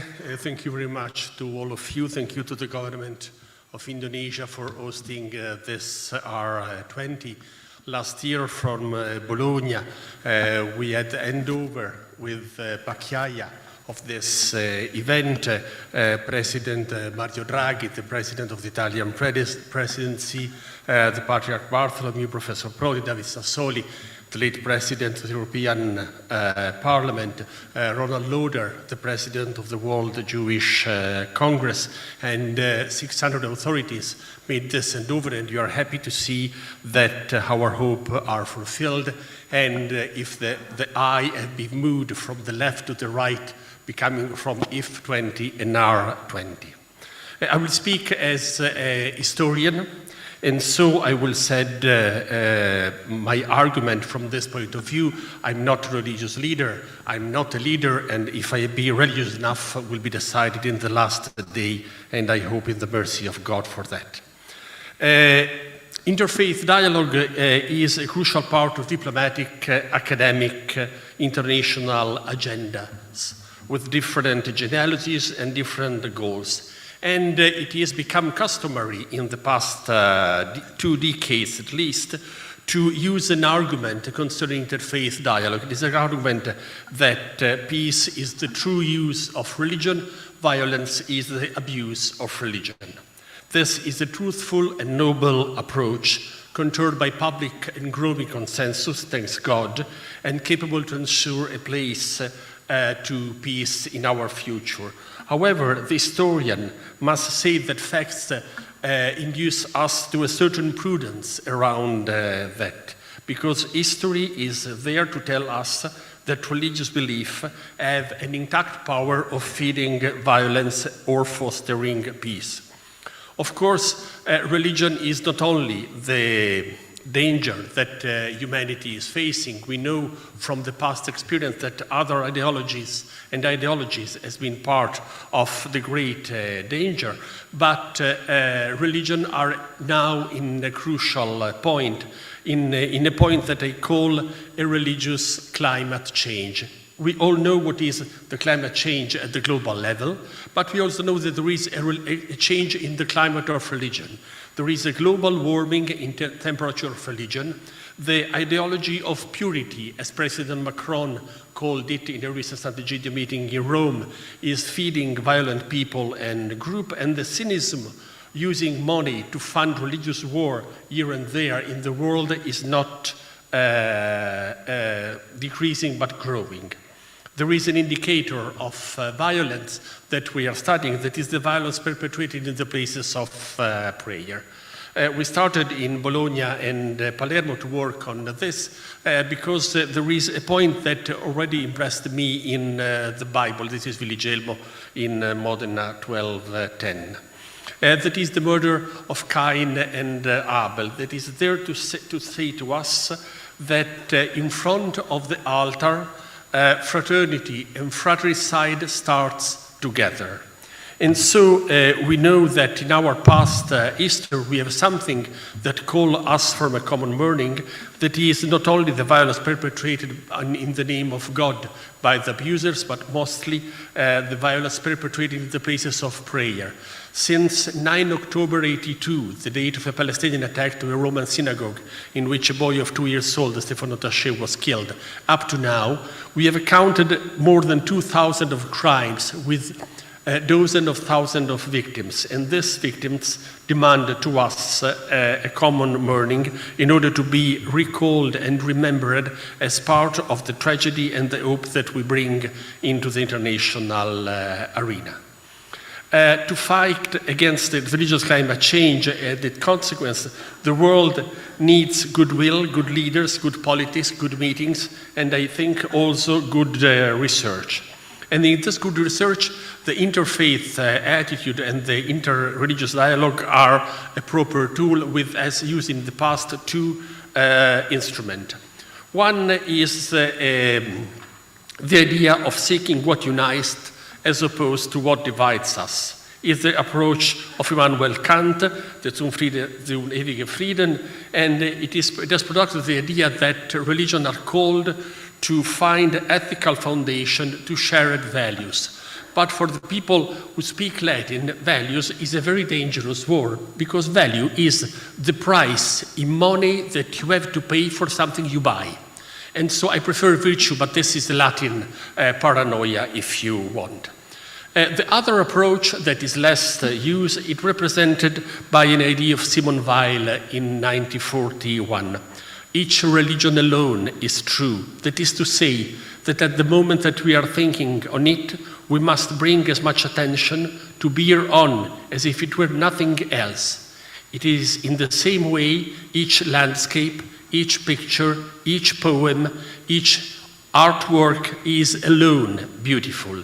A synthesis of religion implies a lower quality of attention. An higher quality of attention means so to find the way to go beyond what has been done. In the past decades of interfaith dialogue, we have seen that for many times the same first mile have been done, returning always to the starting point, repeating more or less the same argument. And so what we have to ask is, what is the second mile that goes beyond what we are doing? The second mile, from the point of view of the historian, is represented on one side of the very crowded market of interfaith dialogue. There is much room for delegitimizing violence, and this is a blessing, but the point is that there is something that can go beyond a peaceful and a peace-producing rhetoric.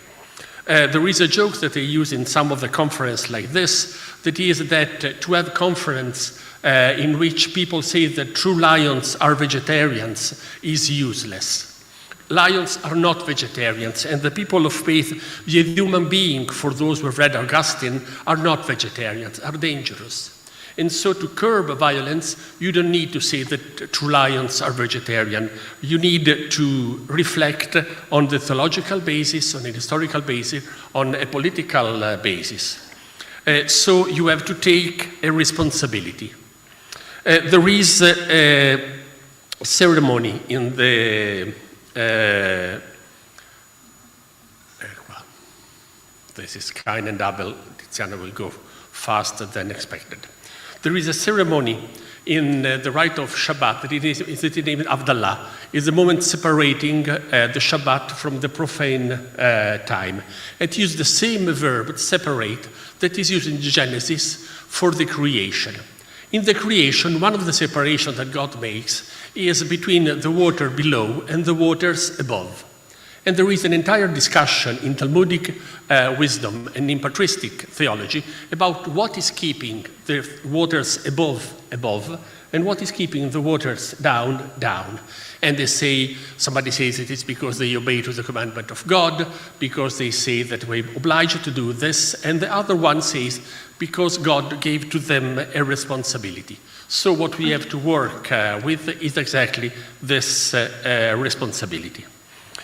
We assume this responsibility at the end of one pandemic that we have identified, the pandemic of the COVID-19. But a prayer that was very common for my grandmother said, "A peste, fame et bello libera nos Domine."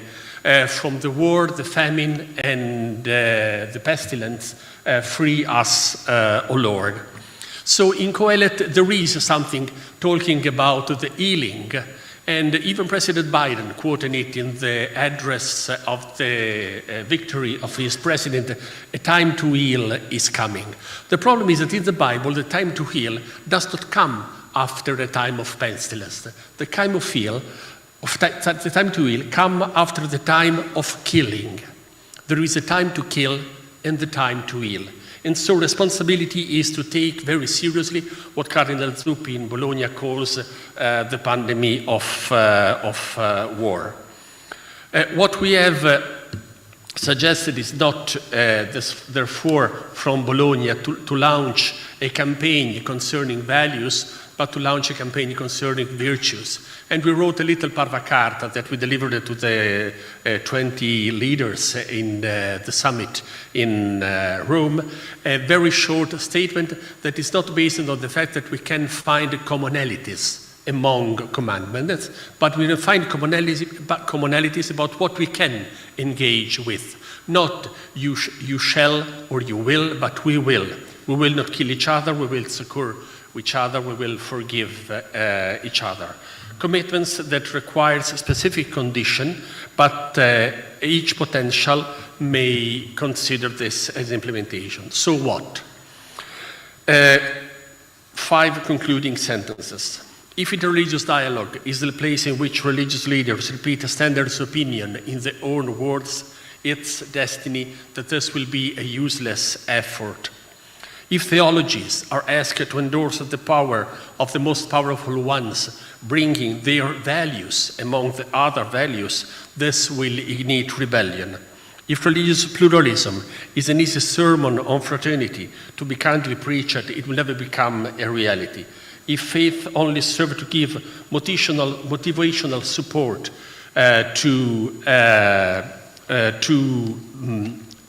economic reasons that are at the core of the G20, this will become an empty effort. On the contrary, if faith and belief want to have a credibility that endures, they must adopt penance and truth, knowing that the Almighty knows everything on each of them, knows everything on each of us here, knows our intention. And what the historian knows is that the most powerful sermons, the most powerful prophets are the one who knows that he knows. He knows the sincerity of the sincere one, the ideology of the ideological one, the superficiality of the superficial one, the hope for peace and the desire of unity in the human family. There is a sentence of Gregory the Great, Divina locia cum legenti crescunt, the word of God grows with the one who reads it, and I hope that the R20 will be a place in which we can read again the truth that has been revealed to us and offer to us a chance to assume our responsibility. Thank you.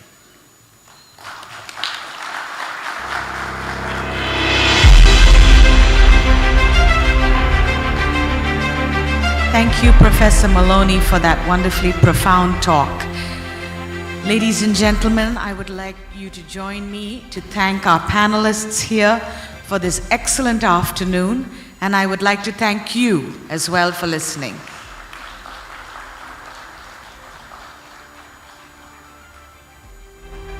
Our moderator and all speakers, and please remain on stage to receive the token of appreciation. And I would like to invite Mrs. Alisa Wahid to deliver the token of appreciation.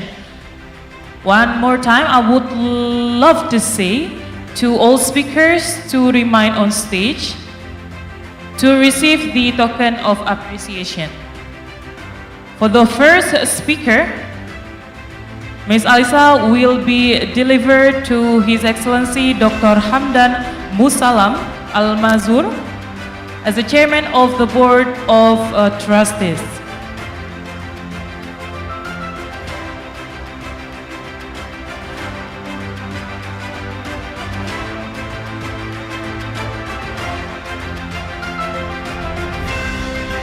Once again, for the first token of appreciation, Mrs. Alisa will deliver to Dr. Hamdan Musallam Al-Mazrouei, Chairman of the Board of Trustees.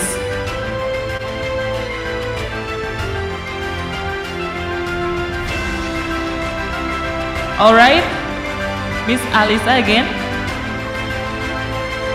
to deliver the token of appreciation to all the speakers one by one. Ladies and gentlemen, please give a big round of applause to our beloved speakers that already share the thought and also important perspective.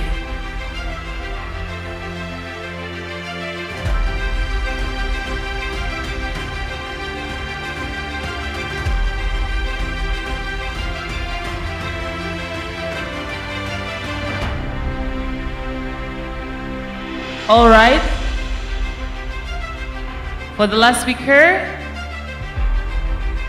deliver the token of appreciation, and now have a photo group sessions. Once again, give a big round of applause to our great speakers.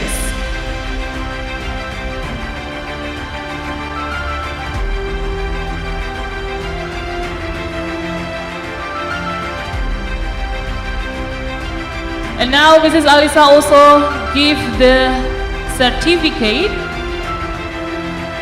as a token of appreciation also to all the speakers for the second panel.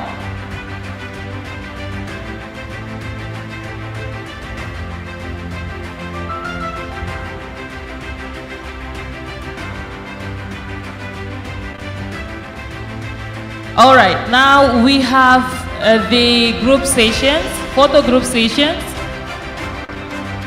All the photographer to capture the beautiful moment and give a big round of applause to all our speakers. Thank you very much, and ladies and gentlemen, all the speakers, now you may return to your seat.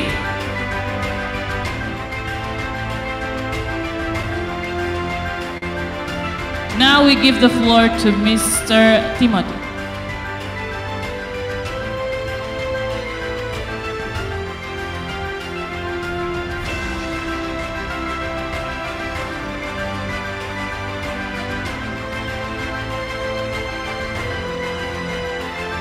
Al-Mazrouei, good afternoon. We are going to continue and we are going to expand and deepen our reflections on our theme of identifying and embracing shared civilizational values. And we are going to do that through a very profound voice from the land of India, from someone who embodies the highest spiritual and moral values, and someone, if I may say so, embodies the highest aspirations of the R20. This is because the individual I'm going to introduce combines in his very person the profound spirituality, a great depth of scholarship and analysis, and a heart of love and gentleness and compassion. It is my great honor to introduce His Holiness Swamiji Bhadresh Das. Swamiji is a great scholar of Sanskrit. I've also learned that he is a great scholar of logic, of philosophy, of epistemology in the Indian classical tradition. And he is also an ordained monk of the Boshasa Nanwasi Akshar Purushottam Swaminarayan Sanstha, or BAPS for short. In 2017, Swami Bhadresh Dasji completed the Swaminarayan Bhashyam, a 5-volume classical Sanskrit commentary on Hinduism's 3 canonical texts, the Upanishads, the Bhagavad Gita, and the Brahma Sutras. As a great spiritual teacher and a profound scholar, he is the head of the BAPS Swaminarayan Research Institute at Akshardham in New Delhi, India. And I'm delighted to introduce and to invite to the stage Swami Bhadresh Das to deliver reflections on our theme of identifying and embracing shared spiritual values. Namaste, Swamiji. Welcome.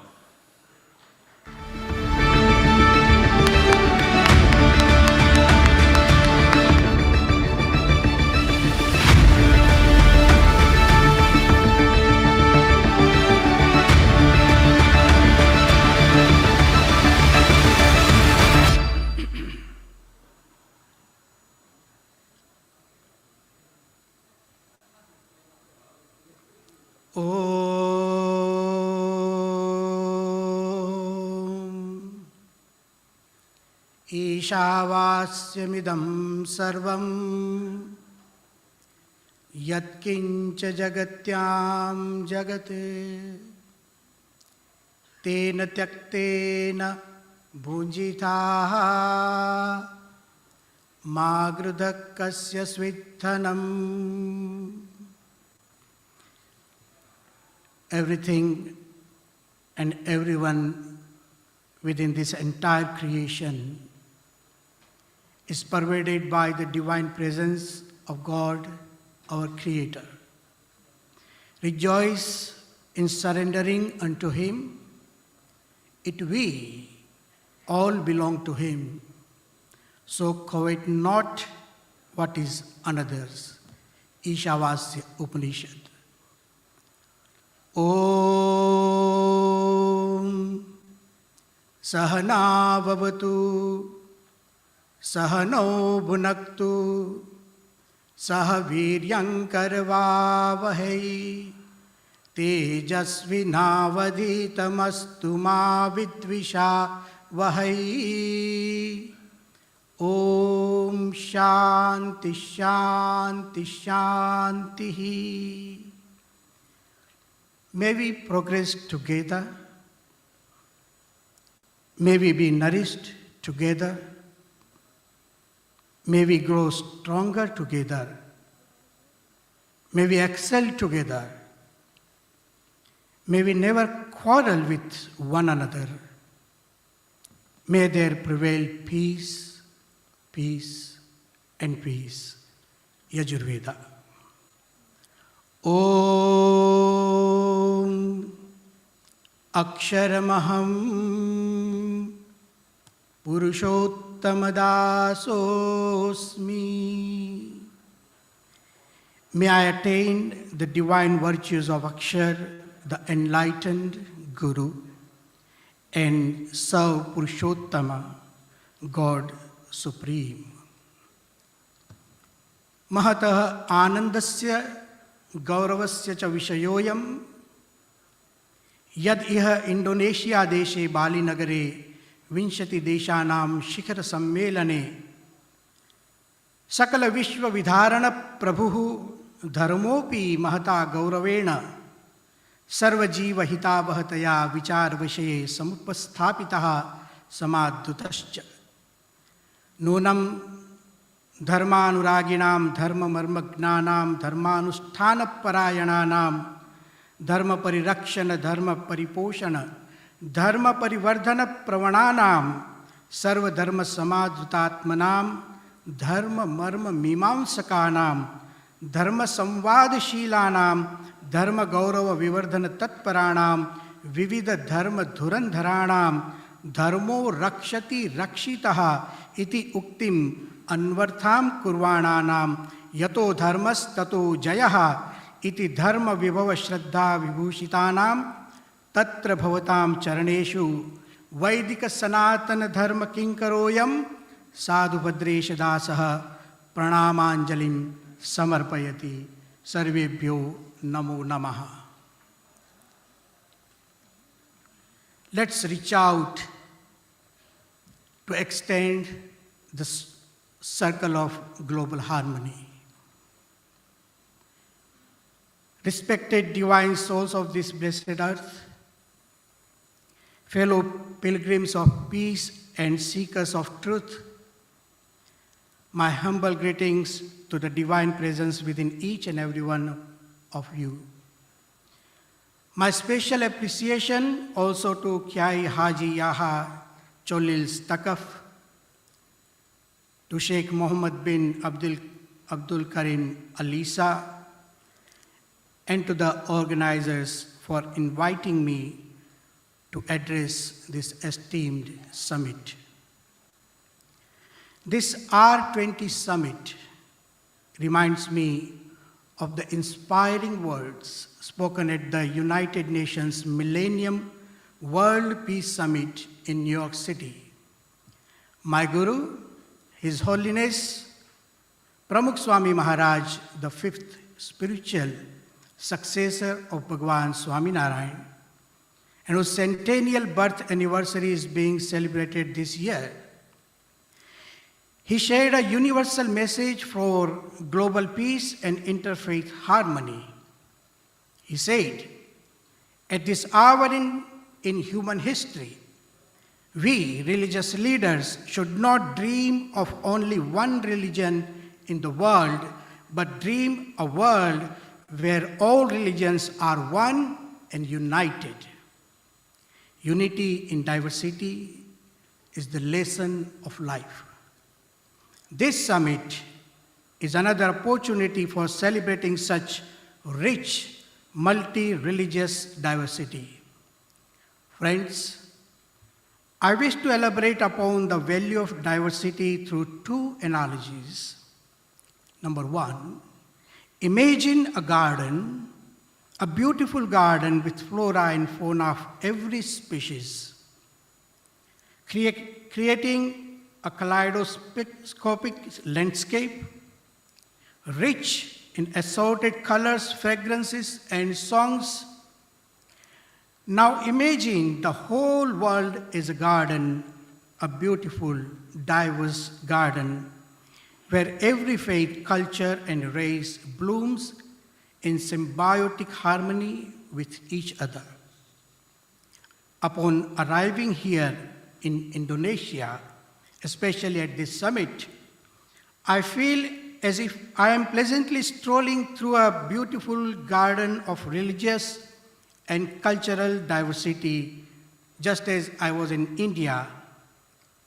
How pertinent then is it that this summit is being hosted in Indonesia, whose very motto is Bhinneka Tunggal Ika, Bhinneka Tunggal Ika, University in Diversity. Yes, friends, yes, we are different, yet we are one. One human race, one family, at one home. Just as the ancient Rig Veda proclaims, Yatra Vishwam Bhavati Ekanidam Ekam Sat Vipraha Bahuda Vadanti. A second analogy, imagine an orchestra, different instruments, different roles, different sounds, yet each one playing in perfect harmony with others, creating a wonderful, joyful symphony. This is the power of celebrating diversity. My dear friends, I draw your attention now to a universal definition of dharma. When we delve deeper into each faith, we find such universal aspects that transcend gender and geography, race and rank. In Hinduism, dharma has been a topic of profound discussion and contemplation for millennia. For example, the Purva Mimamsa Darshan, a school of thought dedicated to the philosophy of action, begins with Athato Dharma Jigyasa. Now, therefore, we inquire into dharma. Vaisheshika Darshana, another school of classical Indian philosophy, begins similarly with Athato Dharmam Vyakhyasyaamaha. Now, therefore, we define dharma. The very next aphorism offers a universal definition of dharma. Yataha abhyudaya nishreyasa siddhihi sadharmaha.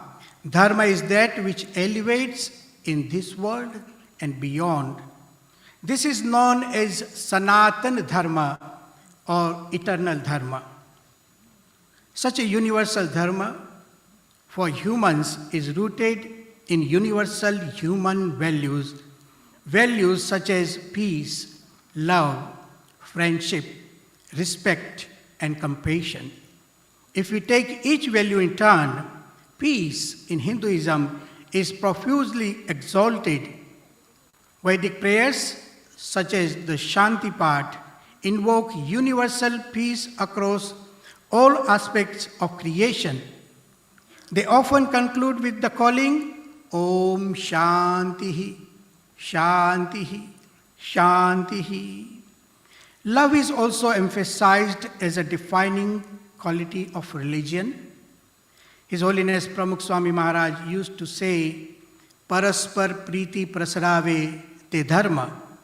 True religion is that which fosters mutual love, Another invaluable value is friendship. We hear a song of universal friendship among the Yajurved chants. Mitrasya ma chakshusha sarvani bhutani samikshantam.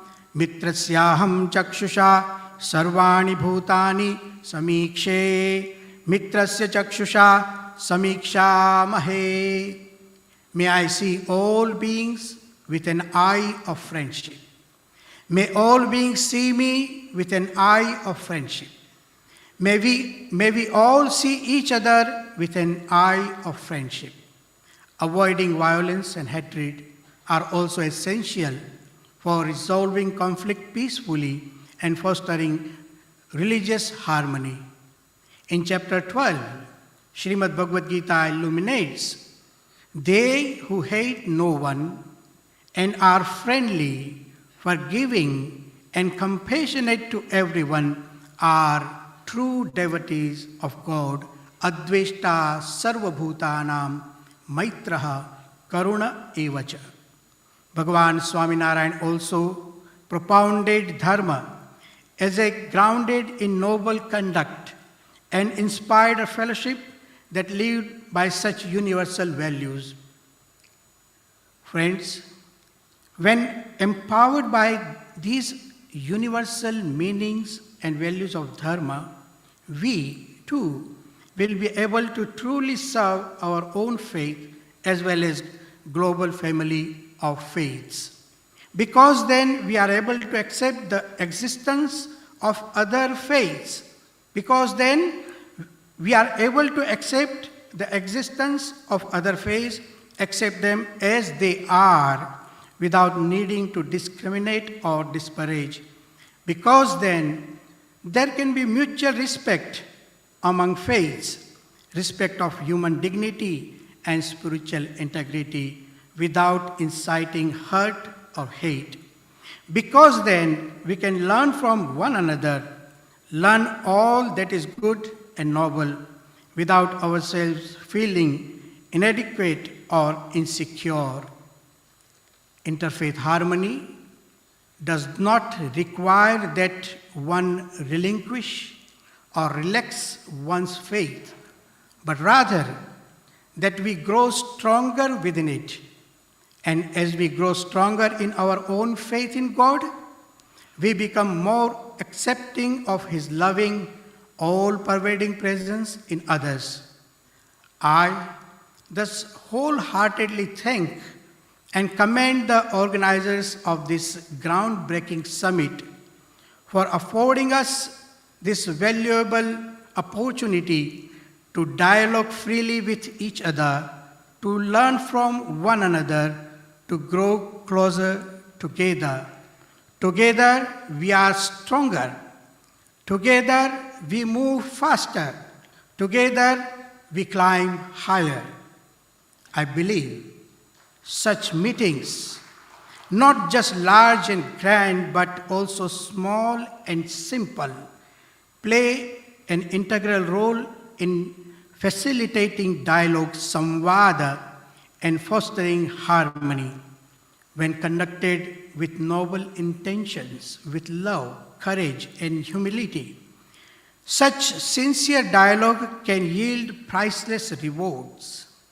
In Hinduism, dialogue, samvada, dialogue has been emphasized since Vedic times as a fundamental human virtue. Dialogue is a fundamental human virtue. The Rig Veda sings, Sangachadvam, Samvadadvam, Samvo Manamsi Janatam. I regard these divine words as a universal hymn of harmony, which translated means, may we all progress together in harmony. May we all speak together in one voice. May all our minds be one in agreement. In conclusion, friends, I would like to say, let us celebrate religious diversity. Let us endeavor to understand the universality of religion. Let us become empowered by universal values of religion by loving love, respecting respect, befriending friendship, and learning to learn from each other. May we continue to convene and deepen our dialogue in the service of global religious harmony. I would like to end with the inspiring words of my Guru, His Holiness Mahant Swami Maharaj, the sixth spiritual successor of Bhagwan Swaminarayan. He says, in the spirit of Vasudhaiva Kutumbakam, the whole world is one family. He says, in the spirit of Vasudhaiva Kutumbakam, let's reach out to extend the circle of global harmony.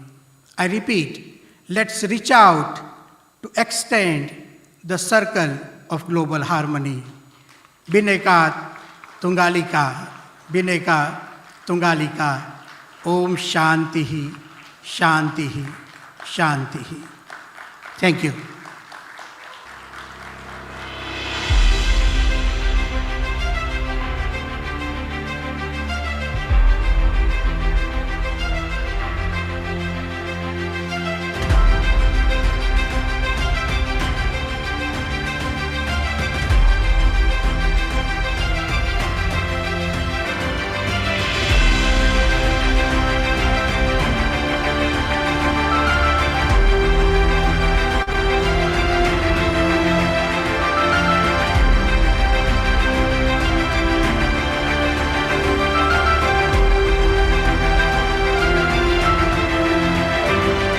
We would like to invite Mr. Najib Aska to deliver the token of appreciation.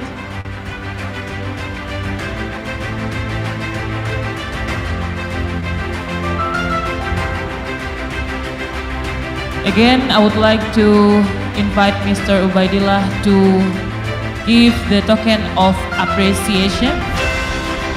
Ladies and gentlemen, give a big round of applause. And we will have a photo session.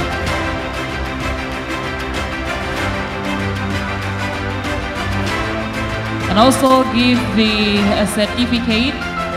All right, a moment, we will capture this beautiful moment with this photographer. Thank you very much. Mr. Ubaidillah, you can come back to your seat. Ladies and gentlemen,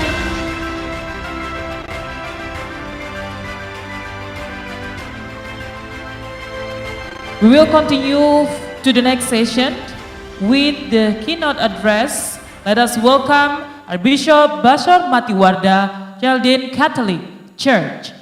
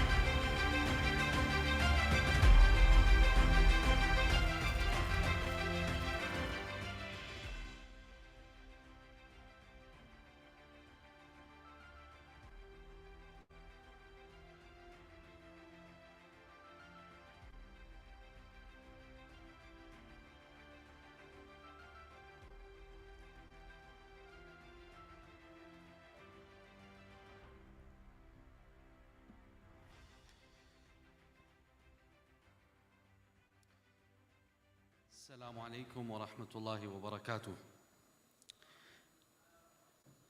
Excellencies, honored guests, ladies and gentlemen, friends, I thank the organizers and the people of Indonesia for hosting this event and for inviting me here. Today I will speak to you on the future of religious pluralism both in the Middle East and globally.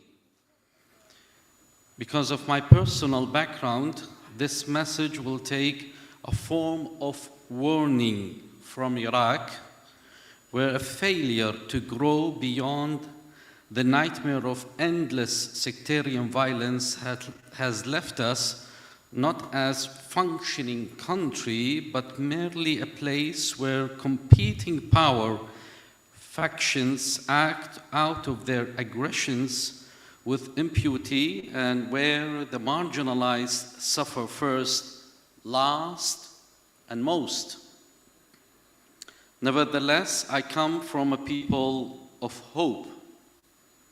And my hope and prayer in sharing our story with you is that those of us gathered here in Indonesia and on a much larger scale, the diverse peoples of every faith and nation may begin to find a place of honest discussion about the realities of hatred and violence that darkens both the history and the present for us all.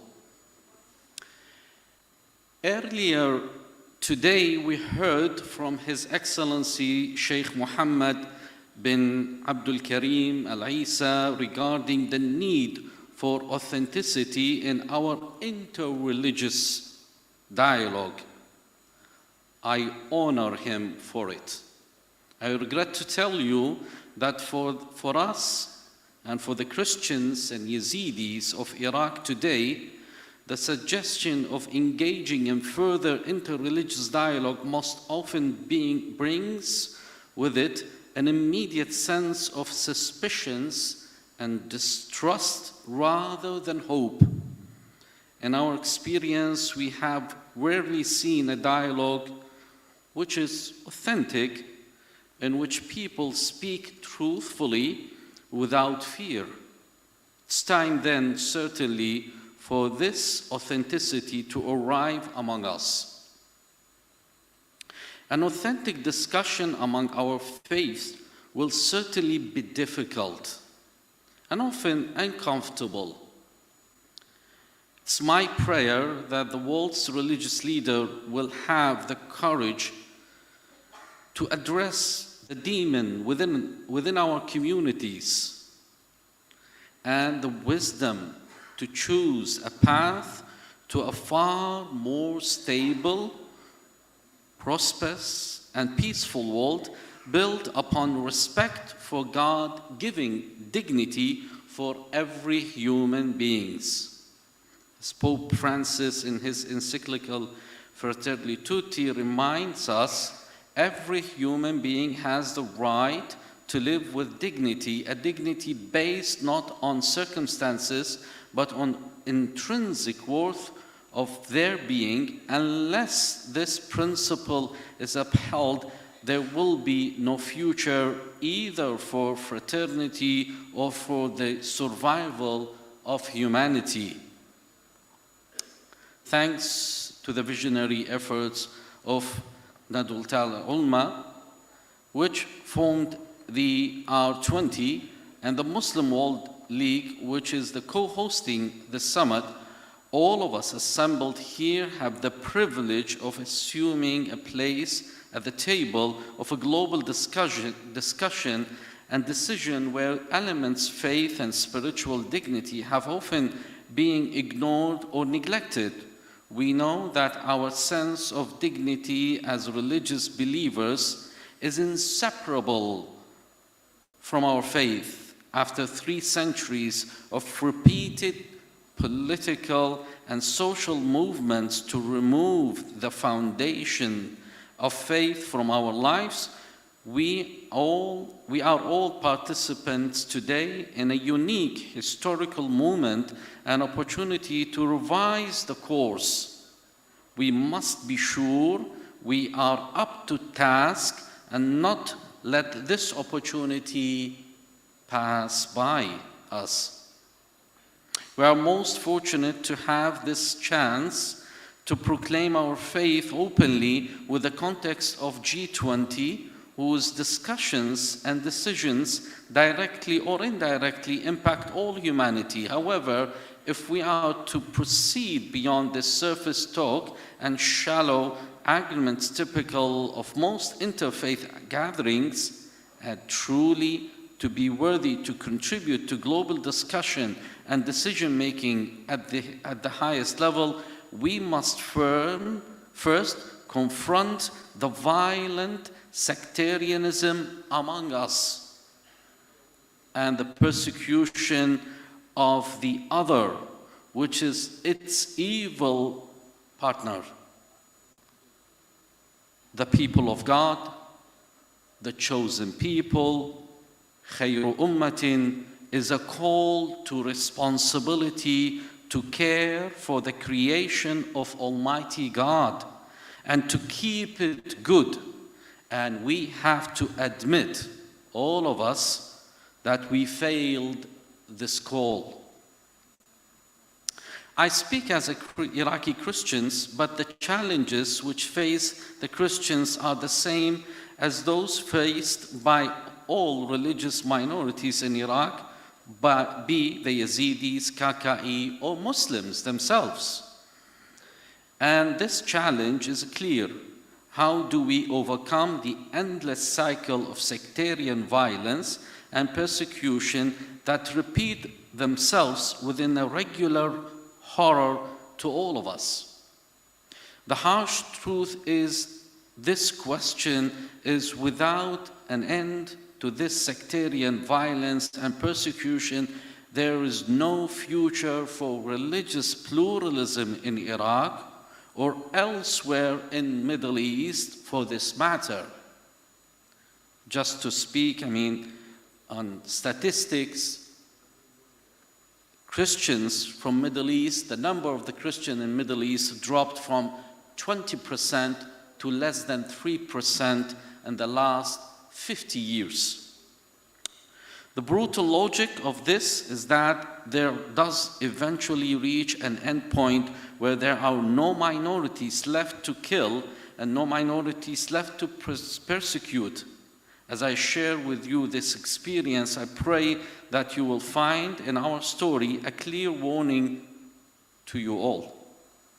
Following more than 1,900 years of existence in Mesopotamia, we Christians of Iraq now find ourselves on the very edge of extinction, the same end faced by the Iraqi Jews before us, and the same end now being faced by the Yazidis, within whom we have suffered so much pain alongside us. The most recent immediate cause in this existential struggle is the ISIS terror that led to displacement of more than 125,000 Christians from our historical homeland and left us in a single night without shelter and refuge, without work or properties, without churches and monasteries, without the ability to participate in any of the things which gives one a life of dignity: family visits, celebrations of weddings and births, the sharing of sorrows. Our terminators stole our present while they blow up our past and did all within their power to destroy our future. And yet we are still there. And so now we will speak to you the truth. Please understand that this truth comes ultimately from a place of love and forgiveness for all.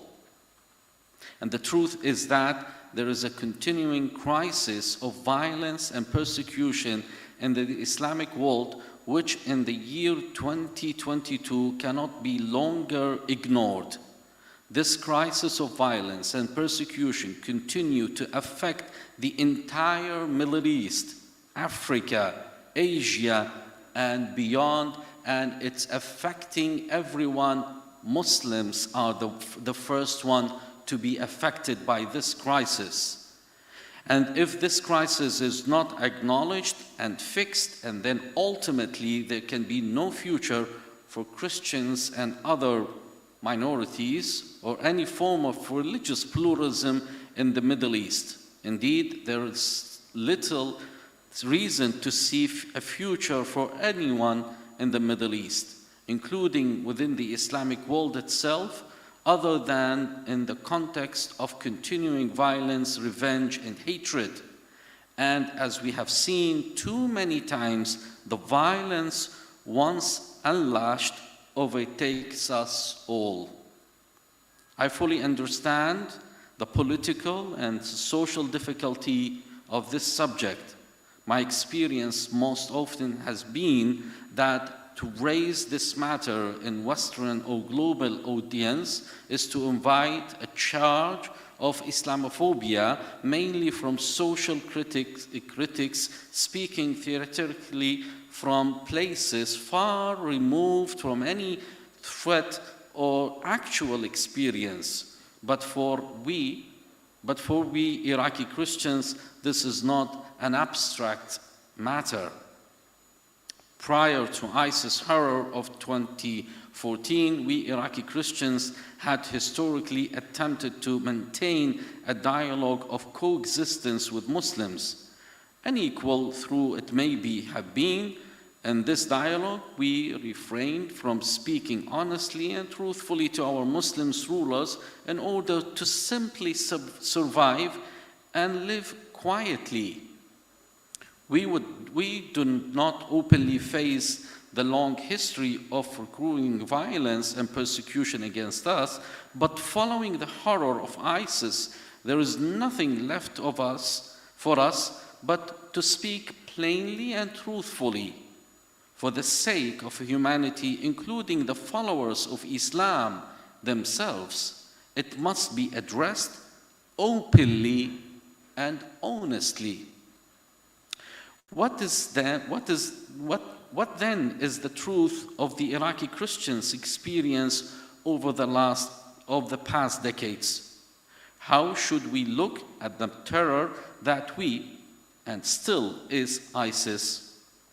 When asking whether ISIS was truly an Islamic state or a distortion of Islamic theology, consider the following words quoted during the ISIS war in Time magazine. Western politicians should stop pretending that extremism and terrorism have nothing to do with Islam. There is a clear relationship between fundamentalism, terrorism, and the basic assumption of Islamic orthodoxy. So, as long as we lack conscience regarding this matter, we cannot gain victory over fundamentalist violence within Islam.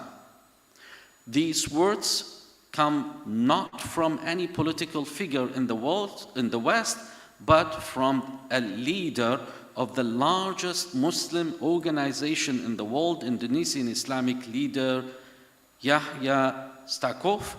As you are aware, His Excellency was the driving force behind this summit, and I am grateful to him not only for that effort, but for the following a place for this most important discussion to take place in the open light of the day. In any case, we cannot run from it, any of us here. We live in this tipping point of history, one of which an aggressive secularism seeks to drive all elements of faith into oblation, and with it all the basic principle of sacred nature of life, of family, of our obligation to our Creator. And while I am personally convinced that the world of faith will ultimately prevail, it cannot do so the constant face of our world of faith is one of violence and persecution against the other or even against ourselves. At the heart of this discussion lies questions of interpretation of the sacred text to which we all in our various faiths struggle to adhere. Will our faith communities continue to accept and act upon superficial and violent interpretations of our faiths, which allows us to torment others while we remain certain of our own moral righteousness? Or will we, as people of faith, evolve to something greater and deeper, a place where a culture of faith is always and everywhere understood to be a universal blessing, because it is a culture of life remembering, Ya ayyuhan nas, inna khalaqnakum min dhakarin wa untha, وَجَعَلْنَاكُمْ شُعُوبًا وَقَبَائِلَ لِتَتَعَارَفُوا إِنَّ أَكْرَمَكُمْ عِنْدَ اللَّهِ أَتْقَاكُمْ إِنَّ اللَّهَ عَلِيمٌ خَبِيرٌ. My dear brothers and sisters, we people of faith cannot lead the world in this direction if we only dare to try, if only in each of our faith, as Christ asked us, we hypocrites can each remove the log from our eyes.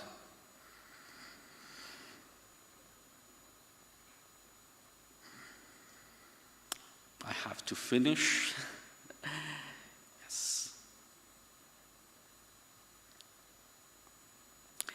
We Christians are people of hope, but facing the end also bring us a clarity, and with it the courage to finally speak the truth. Our hope to remain in our ancient homeland now rests on the ability of ourselves, our Muslim brothers and sisters, and the world to acknowledge these truths. Religiously motivated violence and persecution must end. Those who teach it must stop. Please pray for us as we pray for you. We are involved here through the R20 in a historical call to show the world the beauty of faith. Let us now commit one and all to an authentic dialogue of life. Thank you, and God bless you all. Thank you very much, Archbishop Bashar Matiwarda. Please remain to your stage, and we would like to invite Mr. Eko Ernada to give the token of appreciation.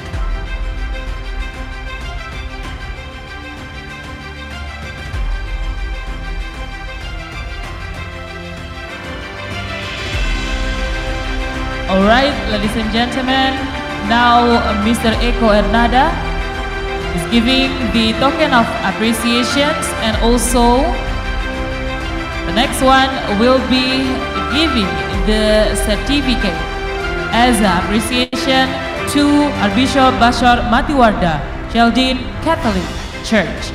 Ladies and gentlemen, give a big round of applause to our beloved keynote address. Thank you very much for Archbishop Bashar Matiwarda. You may have your seat. And moving on to the third plenary session, I would like to welcome our moderator, Mr. Stephen M. Rasjid, Vice Chancellor, Catholic University of Erbil.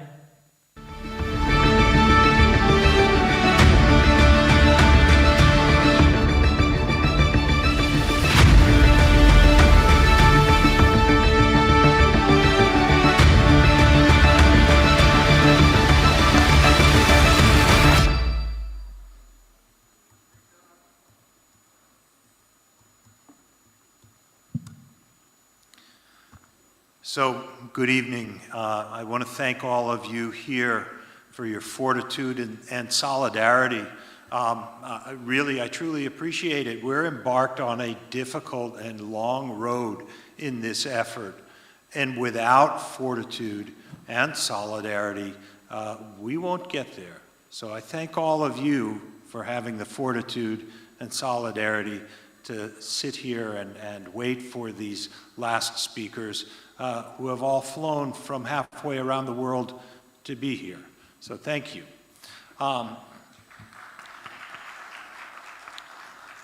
I'd like to thank as well Archbishop Bashar Warda for his speech. Again, my name is Stephen Rasha. I'm the Vice Chancellor of the Catholic University in Erbil, where I have the great honor and pleasure to work for His Grace Archbishop Bashar. And when I'm not in Iraq, I have the equal honor to be a visiting scholar at the Kuka Center in Nigeria, where I work with His Grace Bishop Matthew Hassan Kuka, who is here, I believe, somewhere, and you'll hear from him tomorrow. We have great last 5 speakers for you here today, and what I'm going to do is I'm going to call them all up. If you could all come up here as I call your name, and then take the seats, and we'll move along with this. First, Professor Tariq Mansour.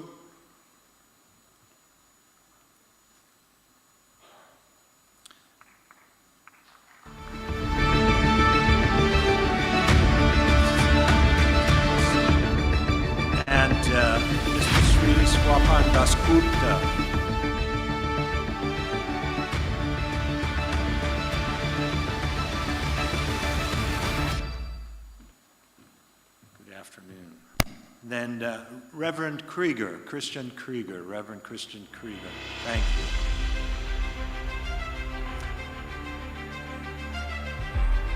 And Professor Alexandre Brasil Fonseca.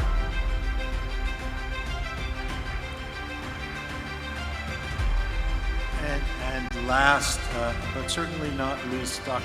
Jacqueline Rivers. Thank you so much.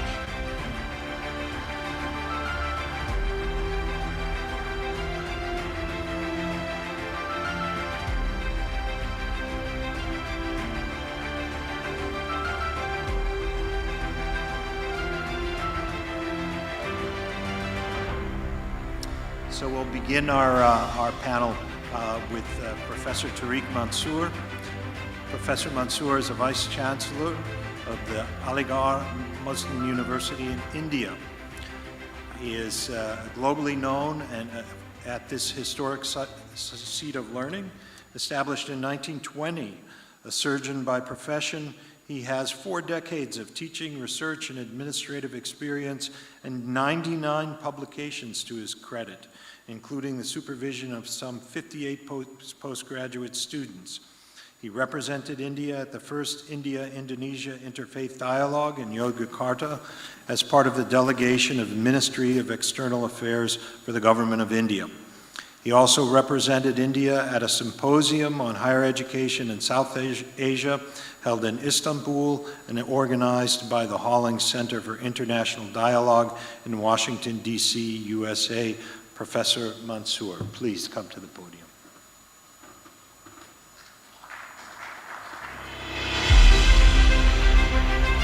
Assalamu alaikum, namaste, good afternoon, shalom to all the distinguished dignitaries and delegates of R20 Summit.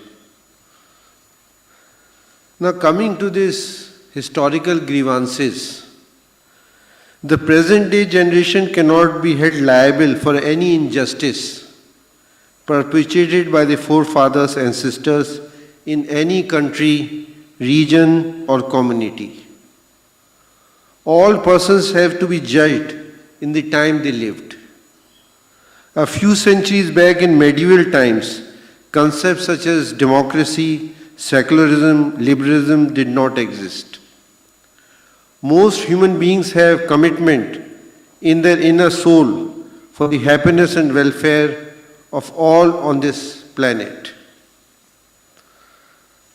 Now, in medieval times, there were certain issues and conflicts which occurred in the Indian subcontinent. But even in those times, There were rulers and persons who believed in harmony, peaceful coexistence and brotherhood. And I have been asked by the organizers to highlight these persons and these rulers. Since time immemorial, India has been a land which has attracted many invaders and conquerors.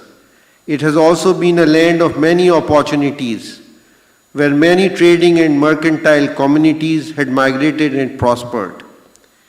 Even at the time when the Harappan civilization was at its zenith, it was attracting many communities and people who lived beyond the river Sindh and the high mountains.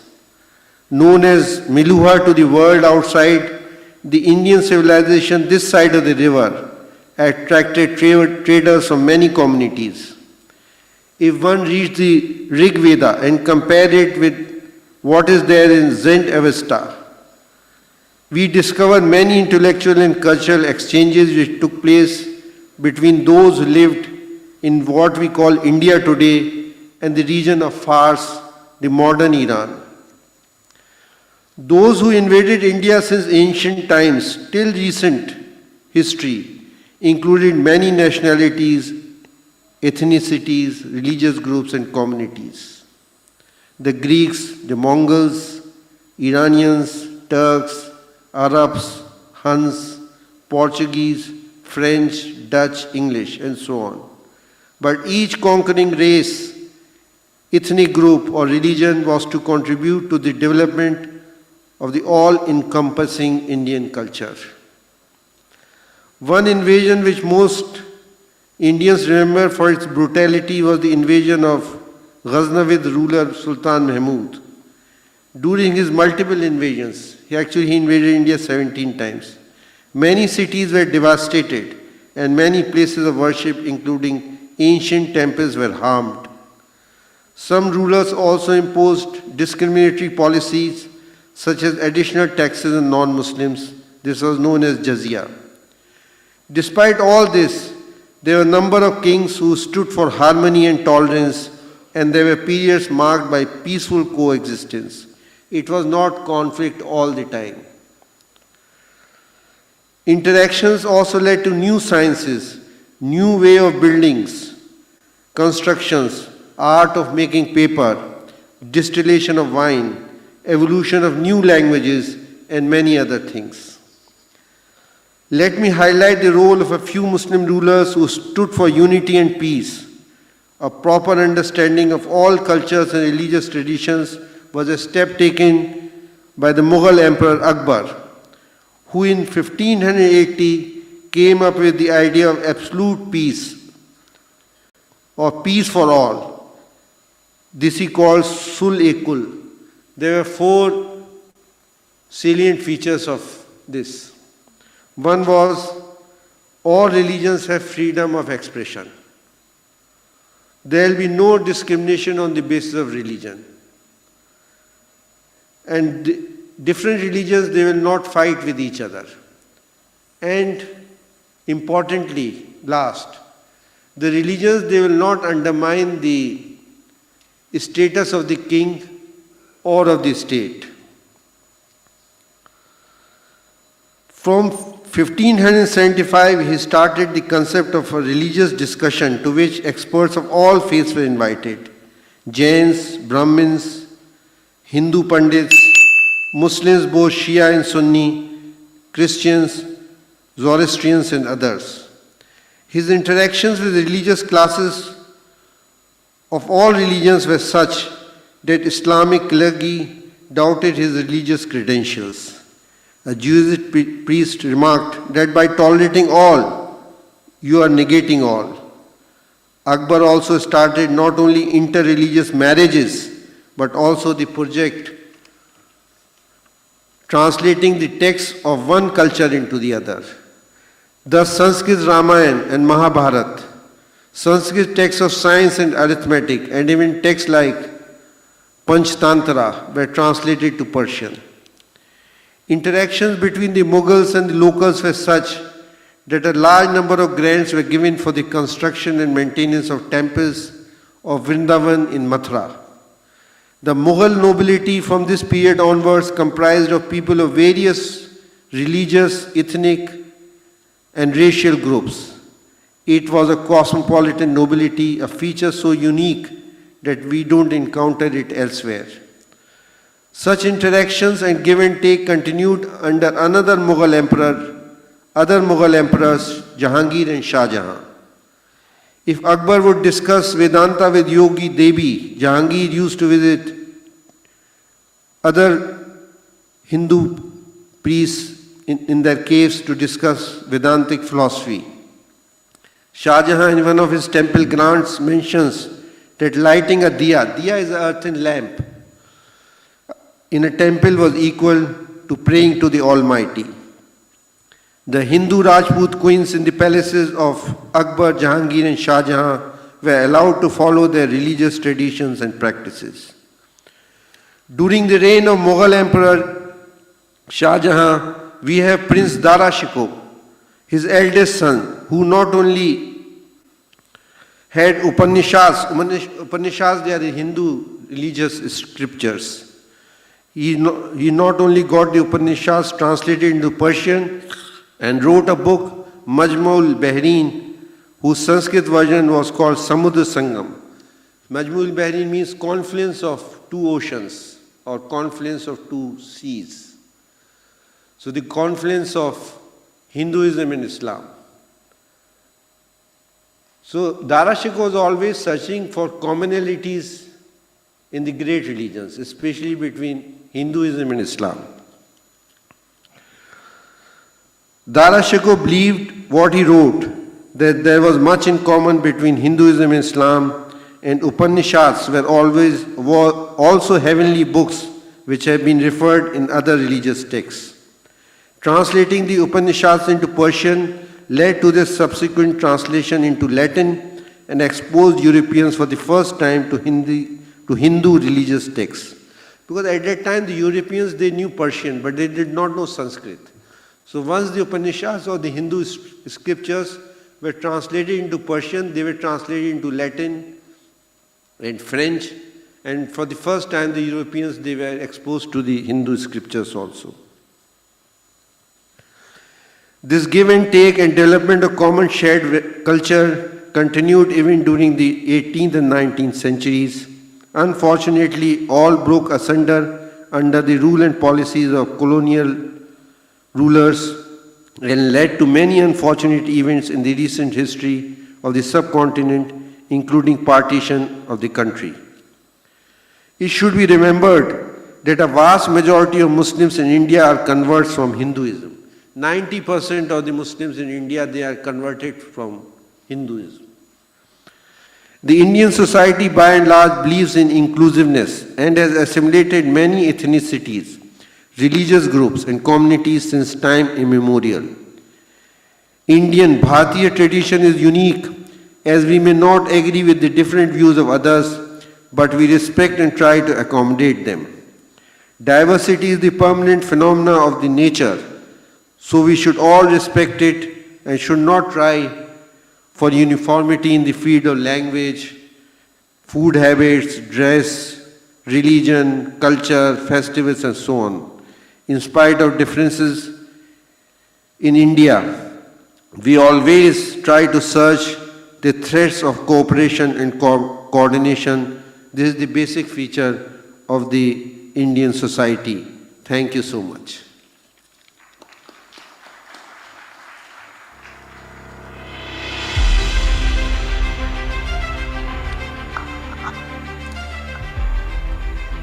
I'd like to introduce now Sri Swapan Dasgupta. He is a former member of the Parliament of the Upper House of India's Parliament. He is one of India's most widely read political columnists for the past 3 decades, having worked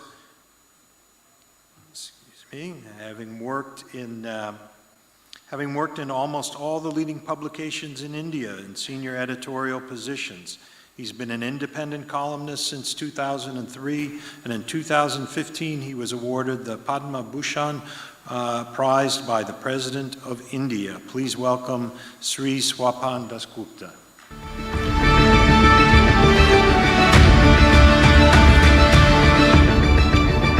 Namaskar, Your Excellencies, ladies and gentlemen. In the brief time I have before me, let me just elaborate some of the basic points which are there in this thing about historical grievances. Now, this morning I came across an article in the Times of London which argued that they should stop teaching British history in Britain. The reason why this article argued was that there is a fairy tale version of history which is often presented to people, whereby all the rough edges on the subject are very conveniently glossed over. I think this is an experience which a lot of other countries would share. I think we have in India a very peculiar situation where we have an official narrative which says that there were odd bits of trouble, but overall it was a period of excellent harmony. I think I wouldn't contest that, but what is to be noted, and I think this is really what is the important feature, is that there is a fault line in society which often manifests itself in politics, which often manifests itself in other facets of life which come to the surface. And there is a difference and there is a wide divergence between what might be called the official narrative and popular perception. And it's that big gap which often needs to be addressed. And this big gap has to be addressed because it is the popular perception which often manifests itself and creates problems. I think in the earlier discourse on conflict resolution which was there, prior to 9/11, the entire issue of religion, or more important, theology, was glossed over. It was buried. It's only now that in a very tentative and unsure sort of way, it's coming up in some form of discussion, but it's not adequate. Let's take one of the major fissures which took place in India over the past 30 years, which was a dispute which was called the Ayodhya dispute, which was about rebuilding a Hindu temple which had been demolished sometime in the 16th century by a Mughal invader. Now, there are a lot of pros and cons which could be said, but the important thing here was the question in popular perception of how certain sacred spaces of Hindus had, because of a combination of politics and because of a combination of certain religious beliefs, been appropriated. Ayodhya was one aspect of that. There were other sacred spaces which had also become subjects of dispute. But if you looked at the official narrative of history, you'd find that this had been glossed over in some way. It had been obfuscated, rather than outright denial, it had been obfuscated. A frontal view of what exactly took place has always been hidden for political expediency. Far from adding to harmony, it is my belief, and I think this would be confirmed, that this sort of obfuscation, denial, has only worsened situation and created a mismatch between what can be called the official narrative and popular perception. And when popular perceptions take over in a democracy, that is what really rules the roost in electoral politics. So this is one basic area which has to be addressed. The entire question of history, of how frontally do we address the rough edges of history, especially when religious conflict and the loss of political sovereignty converge at some point. And here, this is the important thing in which we find in India, where the conflict of a certain religion and the loss of political sovereignty actually met at some point. And I think this is a problem which will need to be addressed very, very seriously. The other issue, which really, and I think, because if we are to get healthy, wholesome politics, which believes in harmony, which believes in nation building, taking all the people along, there has to be some form, at least in the history books, in the official narrative, of some sort of a truth and reconciliation issue. But that's not all. I think there is another aspect which needs to be dealt with. The earlier speaker, the Honorable Vice Chancellor from Aligarh University, Muslim University, spoke quite rightly about the fact that the important thing in India is that 90% of the Indian Muslims are basically converts. And this is true also perhaps mostly of the Christian community as well. There is a practice in Australia which I find very appealing, whereby when any public function is there, they first acknowledge their debt to the indigenous communities whose lands had been appropriated at one point. I don't here mean this way, I don't necessarily mean that that should be carried on. But what is important is that a certain measure of historical continuity has got to be absorbed into the official psyche. This entire break, a complete mental break from the past, a dismissal of what existed in the past. In other words, a change of faith does not necessarily mean a change of nationality. That idea is very important to be put across. Until that is done, we are likely to get a situation where popular feelings of they belong somewhere else, we belong here, that perception will keep on coming. And it is in this realm that religious leaders of both communities, popular religious practices, have a very, very large share and a very, very major contribution to make. But that can only be done if it is complemented by the works of scholars, historians, who must get out of this policy of denial and squeamishness and address these things frontally.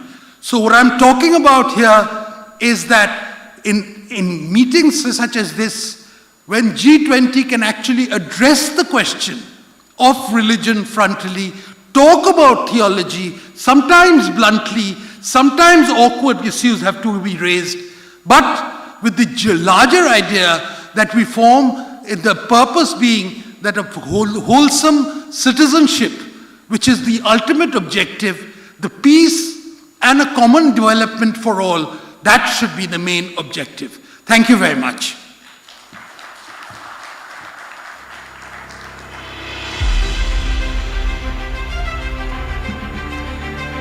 Thank you, Mr. Dasgupta. Our next speaker is Reverend Christian Krieger, the President of the Conference of European Churches from France. Reverend Krieger was elected President of the Conference of European Churches at its 2018 General Assembly. A pastor and theologian from Strasbourg, he has extensive experience with ecumenical, social, and ecclesial engagements. Reverend Krieger also serves as president of the Protestant the Protestant Federation of France. He grew up in Alsace in a Lutheran family, deeply engaged with the church. He was educated in Protestant theology with an emphasis on history at the University of Strasbourg in France. Let us please welcome Reverend Christian Krieger.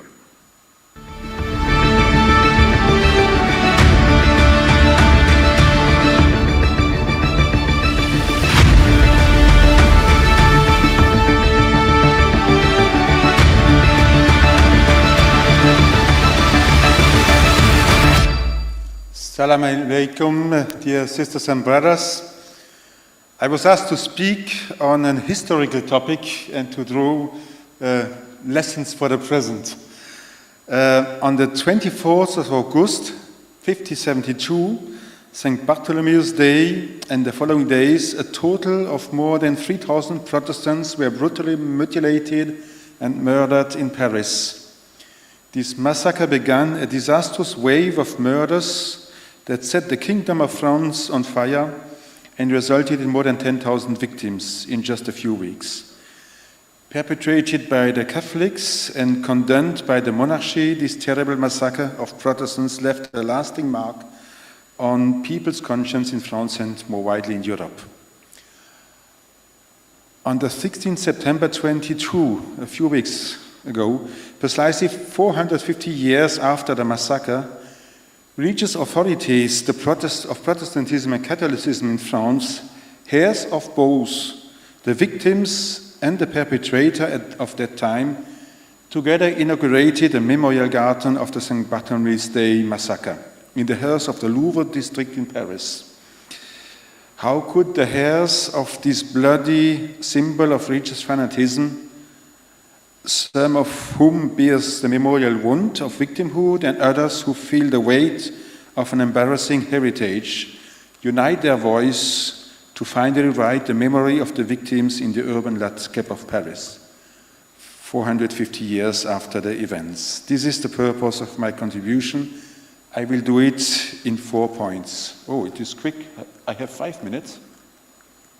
Okay.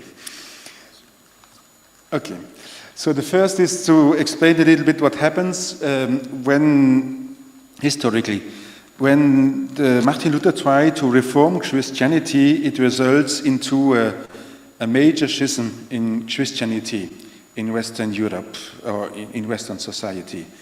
And in France, the ideas of Martin Luther were first neutrally welcomed by the king, and in 1534, the king changed his attitude. In order to restore the unity of his kingdom, he tried to restore the unity of the Catholic Church by banning the so-called Reformed religion. As the Protestants resisted, claiming the freedom of conscience, this led them to be persecuted and gave rise to the War of Religions. During more than 4 decades, periods of armed conflict and alternative times of peace were happened in France.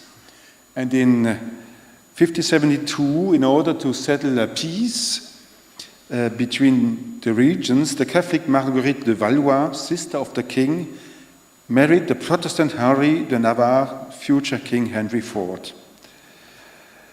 And on that event, all the war leaders of the Protestants went to Paris, and they were killed on an attempt to their major, Gaspard de Coligny, attempt at assassination. And this assassination brought the crowd to galvanize their hatred, the hatred which was built up over years of persecution. A terrible barbarism results from a long period of religious fanatism that only needs a spark to unleash the hatred of those committing the massacres toward those who had previously always been their neighbors. And the province soon followed and suite imitated the appalling carnage. Without being premeditated, the St. Bartholomew's Day massacre was the result of decades of hatred and persecution. There is a troubling continuity between the time before and the time of the crime. The so-called Bartholomew's Day massacre has entered in the collective consciousness as a bloody symbol of religious fanatism and the tyranny of the great. The philosopher, this is my second point, commemorating to become aware of a double impasse. The philosopher Paul Ricoeur has reflected on the right relationship to memory. The idea of a policy of a fair memory is in this respect one of the most interesting themes, because we are living in times of excessive commemorative frenzy, and in another way, in a time of abandoning the past and allowing oblivion to shallow up that which could weight us down, it is more than appropriate to carry out this necessary work to build up a fair relationship to memory. And the philosopher Olivier Abel adds to that, the function of memory is not to preserve, but to push back the past, so that we are not submerged by the traces of the past. A correct memory therefore requires that the emotion generated by a traumatic event be overcome, so that the memory of the tragic can serve the present. And that's what I want to underline. Neither justice, nor peace, nor fraternity, nor freedom are built on the ground of amnesia, but are constructed on the foundation of reconciled memories. Thus today, the memory of the horror of St. Bartholomew's Day is about all the place where we become aware of a double impasse. The impasse represented by all forms of intolerance, all non-respect of otherness, all denial of the freedom of others. Intolerance and fanatism, especially religious fanatism, undermine the plural, multicultural and multi-religious society of our global world. Therefore, respecting minorities is a fundamental moral and political requirement, especially for a majority. And commemorating also makes us aware of another impasse represented by the collusion or even the confusion of politics and religions, of which history and present provides us numerous illustrations. Today, the relationship between Catholics and Protestants in France is nothing like the one that led to the massacre. Protestants are no longer victims and cannot wallow in their role of victimhood. Above all, it is unthinkable to assign the Catholicism a fossil image which ignore present realities, and despite the fruit of ecumenical movement and the achievement of the theological dialogues and meetings which over the last few decades have forged a spirit of unity between Catholics and Protestants, a unity that is certainly differentiated, but a reconciled unity. Gradually, through fraternal meetings to know each other, through common readings of the Bible, through common praying and celebrating, but also through dialogue, theological dialogue, to better understand each other and to progress on the path of mutual recognition of both as the Church of Jesus Christ, and also through ecumenical cooperation. That's very important, to strengthen together a Christian witness in the world, because where doctrine divides, common action unites.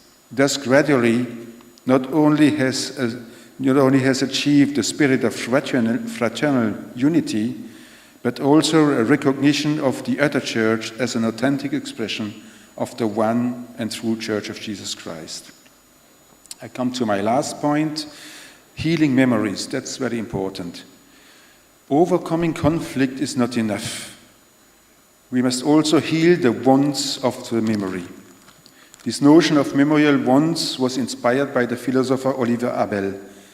He wants to express that humiliation, that an identity wound can be produced over time, and how it can be transformed into persistent resentment, even violence and hatred.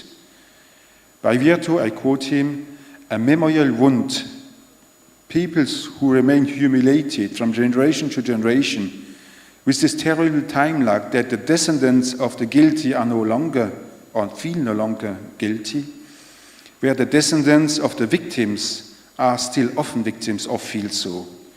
Humiliation is much more serious in the longer run than a pure and simple violence.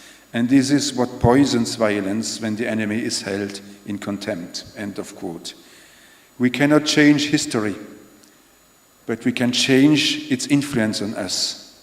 The time for healing memories is precisely the time in which comes in a conflict when the use of weapons has been suspended and the cycle of violence interrupted in favor of dialogue, which aims to find a peaceful solution to a dispute.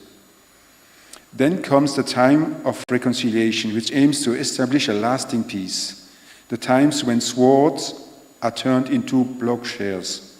For time alone is not enough to heal memories. Reconciliation is needed to heal the wounds of memories, those humiliations that can become the seeds of tomorrow's conflict. Reconciliation is a time to convert the hatreds of other into respect for otherness, and to transform resentment into fraternity, and by so doing, breathes life into the ethic of peace.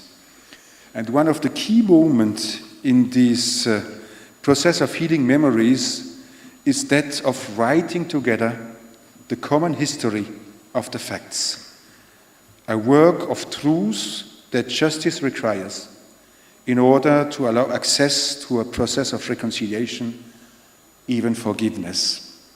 Let me conclude in saying that religious fanatism, hatred, non-recognition of the other and their otherness are the cancer for a globalized world. Only dialogue offers a credible alternative to violence and war, dialogue to resolve differences, and dialogue to heal wounded memories. Thank you for your attention.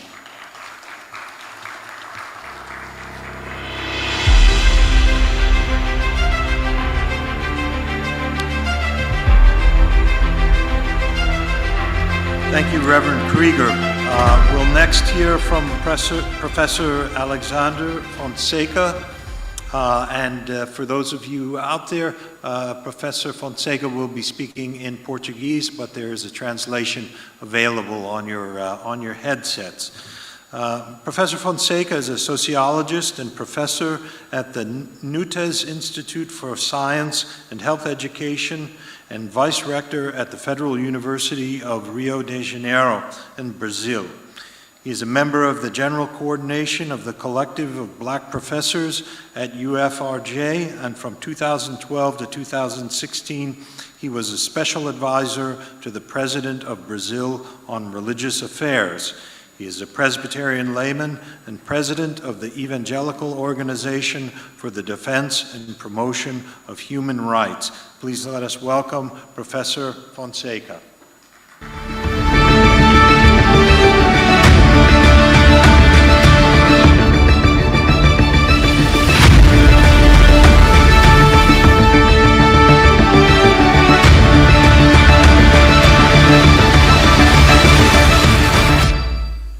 Good afternoon. It is an honor to participate in this forum. Thank you for the presence and my participation for all. I speak in Portuguese, and time to use these fonts. Thanks to the translators. Religião e o inédito viável na América Latina, caminhos para a superação do racismo e das desigualdades. O mundo viu, no final do século XX, uma profusão religiosa não esperada. Disputas religiosas de dimensões globais ganharam evidência e ressaltaram a presença de uma religião pública. Há consenso hoje de que a era secular não representa mais a negação da presença da religião, mas sim a busca por compreender as condições e os termos de sua permanência e o seu papel. No Brasil, somente nos últimos anos é que o maior país católico do mundo experimenta efetivamente o pluralismo religioso. A desigualdade brasileira se apresenta de forma gritante em relação à cor da pele.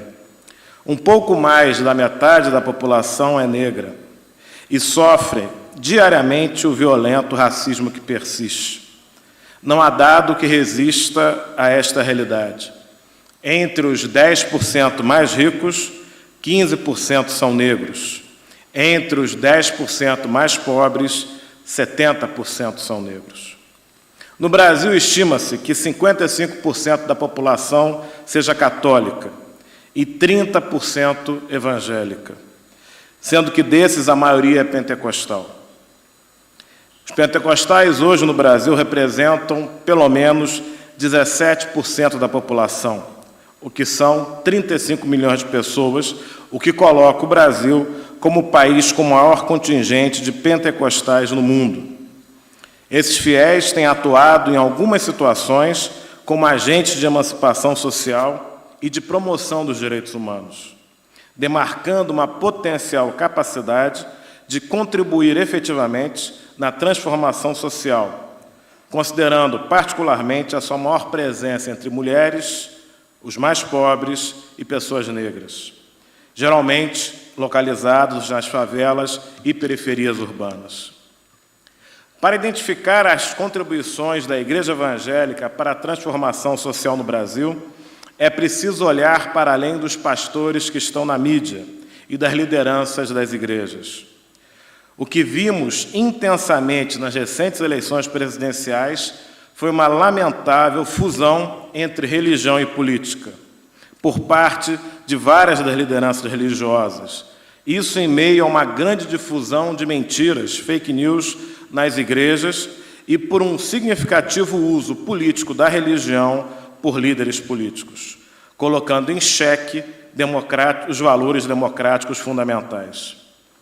É preciso olhar em outra direção. É preciso olhar para as lideranças intermediárias, para aqueles que agem no território e para iniciativas de pequenas redes de solidariedade e de apoio social. A América Latina é berço da teologia da libertação, proposta oriunda do catolicismo e que visava oferecer e desenvolver uma fé cristã engajada. Entre evangélicos existe a teologia da missão integral, a qual salienta a importância da contextualização. Em um continente como a América Latina, essas teologias têm sido a base para que grupos cristãos busquem a emancipação social e o enfrentamento das desigualdades e do racismo. O diálogo dessas teologias cristãs com a obra do educador brasileiro Paulo Freire tem sido importante.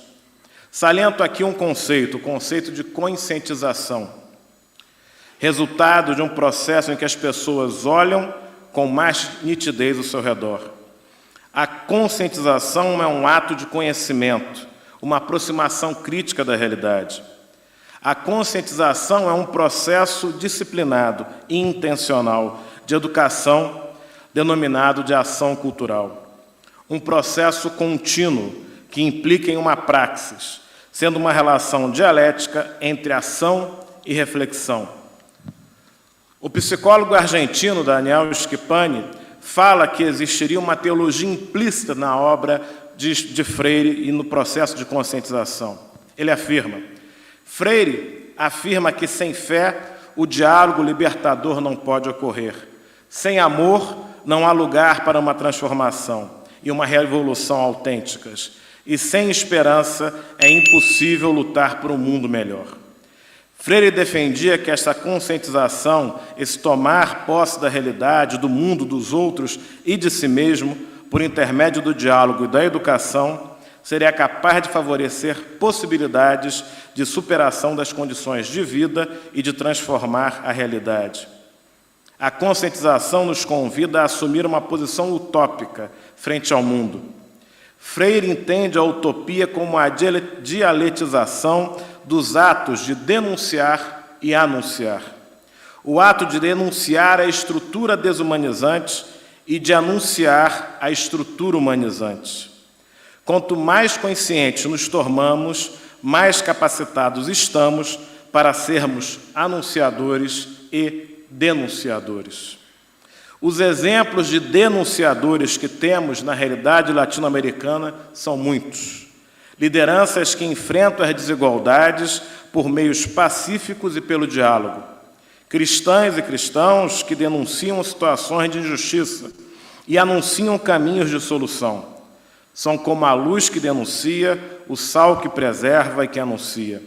A tensão anúncio, denúncia, ilustra bem o papel desempenhado por parte de igrejas na América Latina. Essa ação envolve a busca de um inédito viável, onde a realidade não é, mas está sendo e, portanto, pode ser transformada.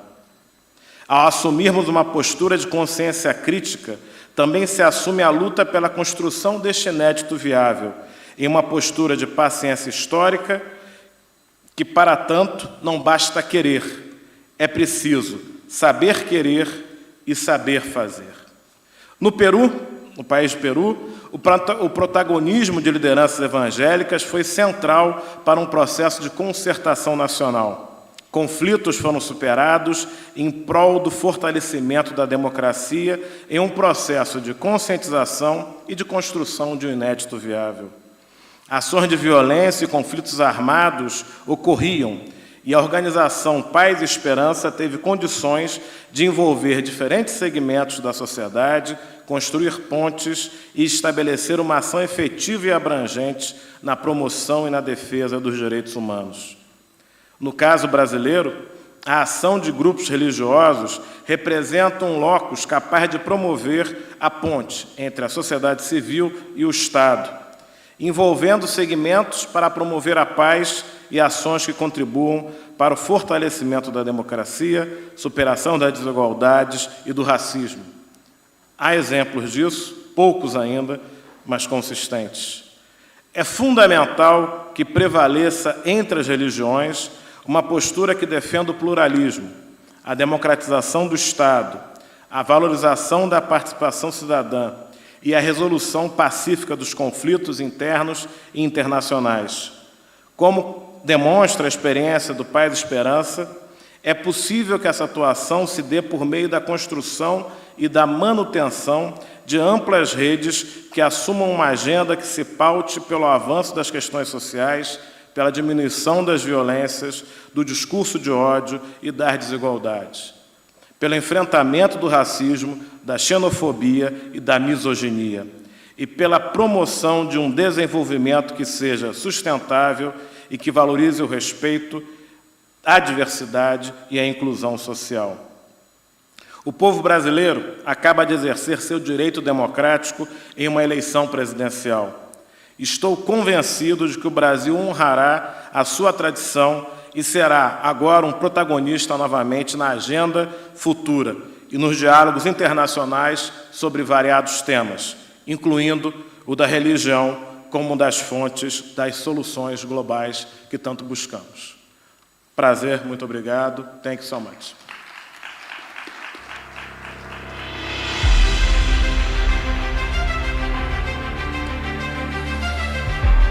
Thank you, Professor. To close out our day here, we're so fortunate to have Dr. Jacqueline Rivers. Dr. Rivers is the Executive Director of the Seymour Institute for Black Church and Policy Studies, and she has been a lecturer at Harvard University, Princeton University, the University of Notre Dame, the University of Pennsylvania, the American Enterprise Institute, the Vatican, the United Nations, and many other venues around the world. She served as a Hutchins Fellow at Harvard University. Please join me in welcoming Dr. Jacqueline Rivers.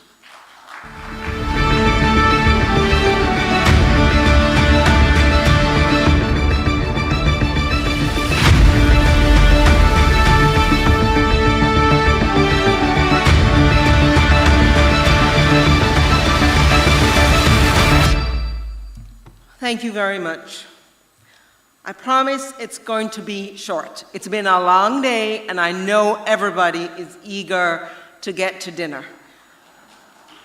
And so I promise not only to cut out a lot of what I said, I planned to say, but listening to the previous speakers, I've been moved. And so I really want to change the text of what I wanted to say. So first of all, Salamat Sareh. Good afternoon, everybody. It is a privilege to be speaking here today, and it is truly inspiring what is being done at the R20, and the work of Nahdlatul Ulama is especially inspiring to me to see this effort to really make a world in which we can live together peacefully. I also want to mention that this conference is really in the tradition of the Bandung Conference, when the nation of Indonesia is again playing a leading role on the global stage, advocating once more for peaceful coexistence among the nations and for the eradication of racial and religious prejudice and violence. And I'm humbled to think that I might in some small way be playing the role of the very famous Black American novelist Richard Wright, who was at that Bandung conference and reported on it, insisting to bring it to the attention of the Western world and to point out the assertion of sovereignty among these newly independent nations.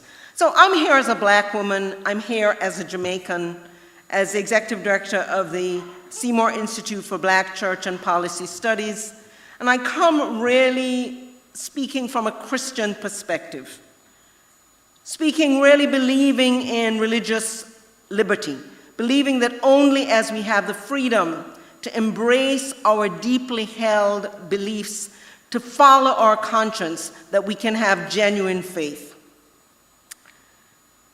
But I hope to appeal to the common thoughts and shared values that we're here to affirm today, even though I come from my own perspective.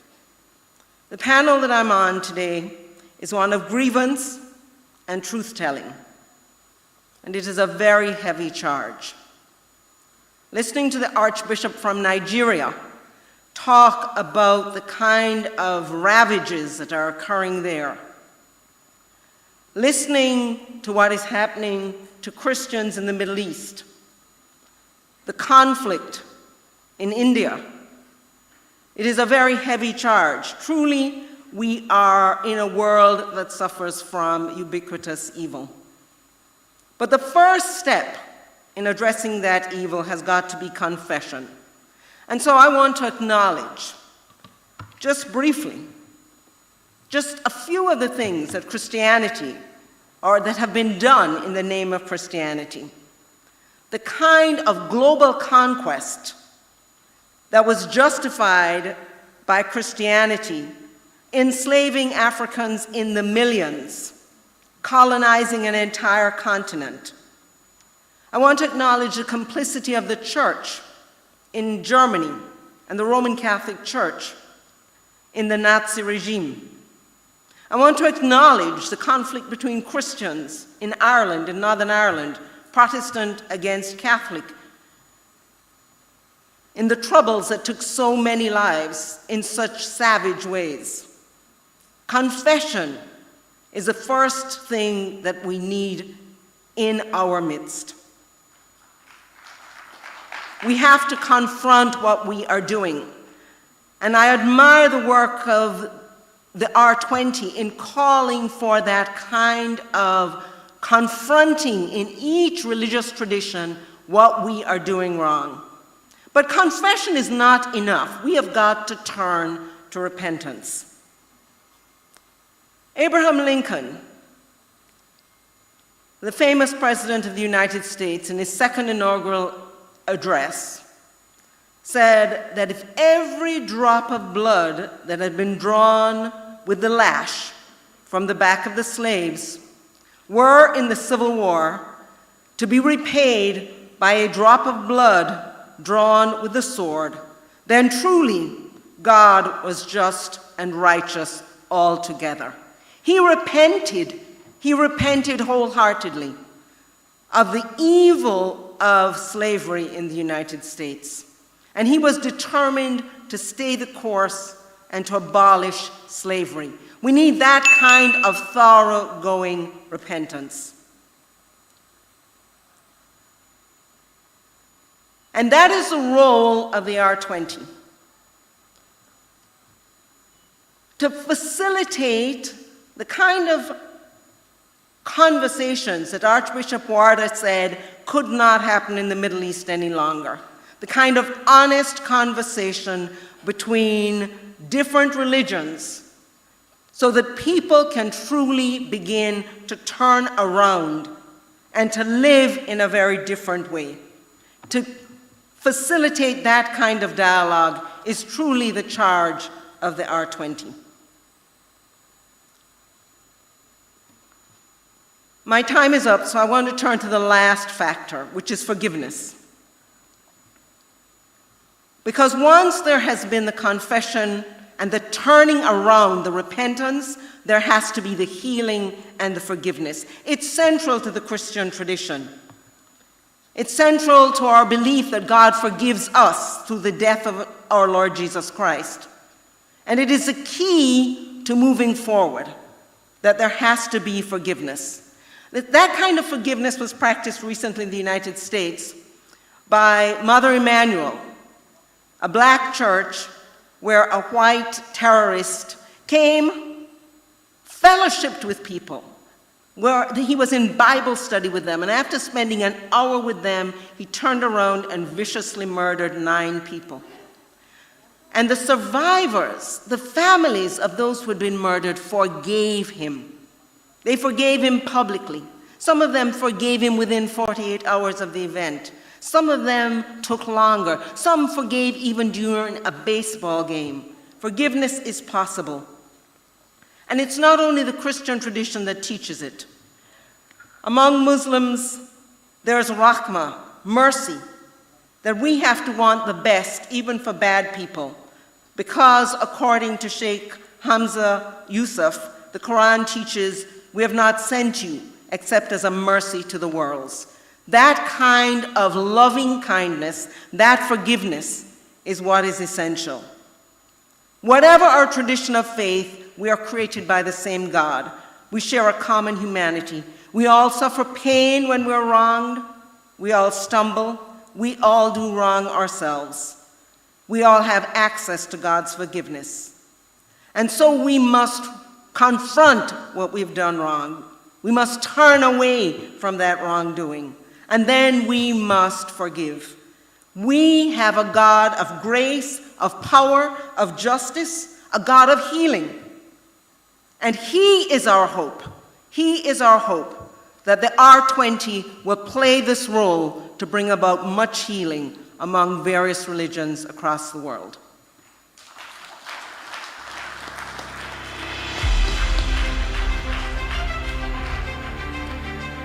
Thank you all for staying again. You're the people with the solidarity and with the perseverance. We will need you in the years ahead. Thank you again. Enjoy your evening.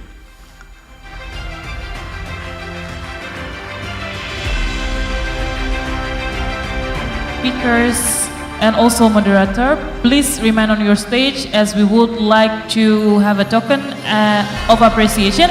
I would like to invite Mr. Sohaidi, Mr. Rumadi to give the token of appreciation to our beloved speakers and also moderator for the third session. Ladies and gentlemen, please give a big round of applause to our speakers.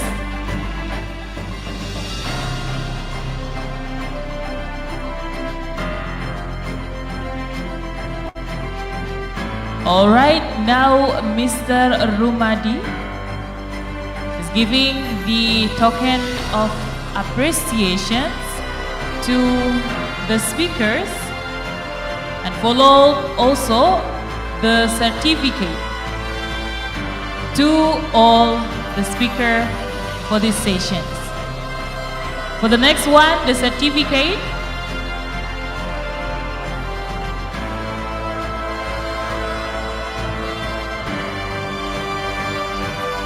All right, once again, ladies and gentlemen, give a big round of applause to our speakers and also thank you very much to our moderator. And after that, we will have the photo group sessions. Photographer, please capture this beautiful moment.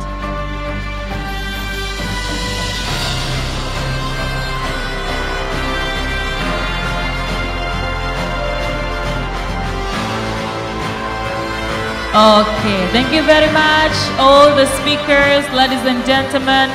Now you may return to your seats. Distinguished guests, ladies and gentlemen, we have reached the end of the event this afternoon. Once again, let's give a big round of applause to the G20 Religion Forum for the first day session. Today we had thoughtful discussion and rich insights for all of our honorable speakers. And I have also information that tonight we will have a dinner program at 7 p.m.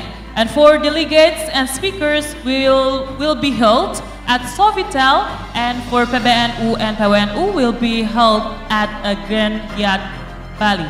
Please gather at the lobby area for shuttle bus at 7:30 p.m. and 6:30.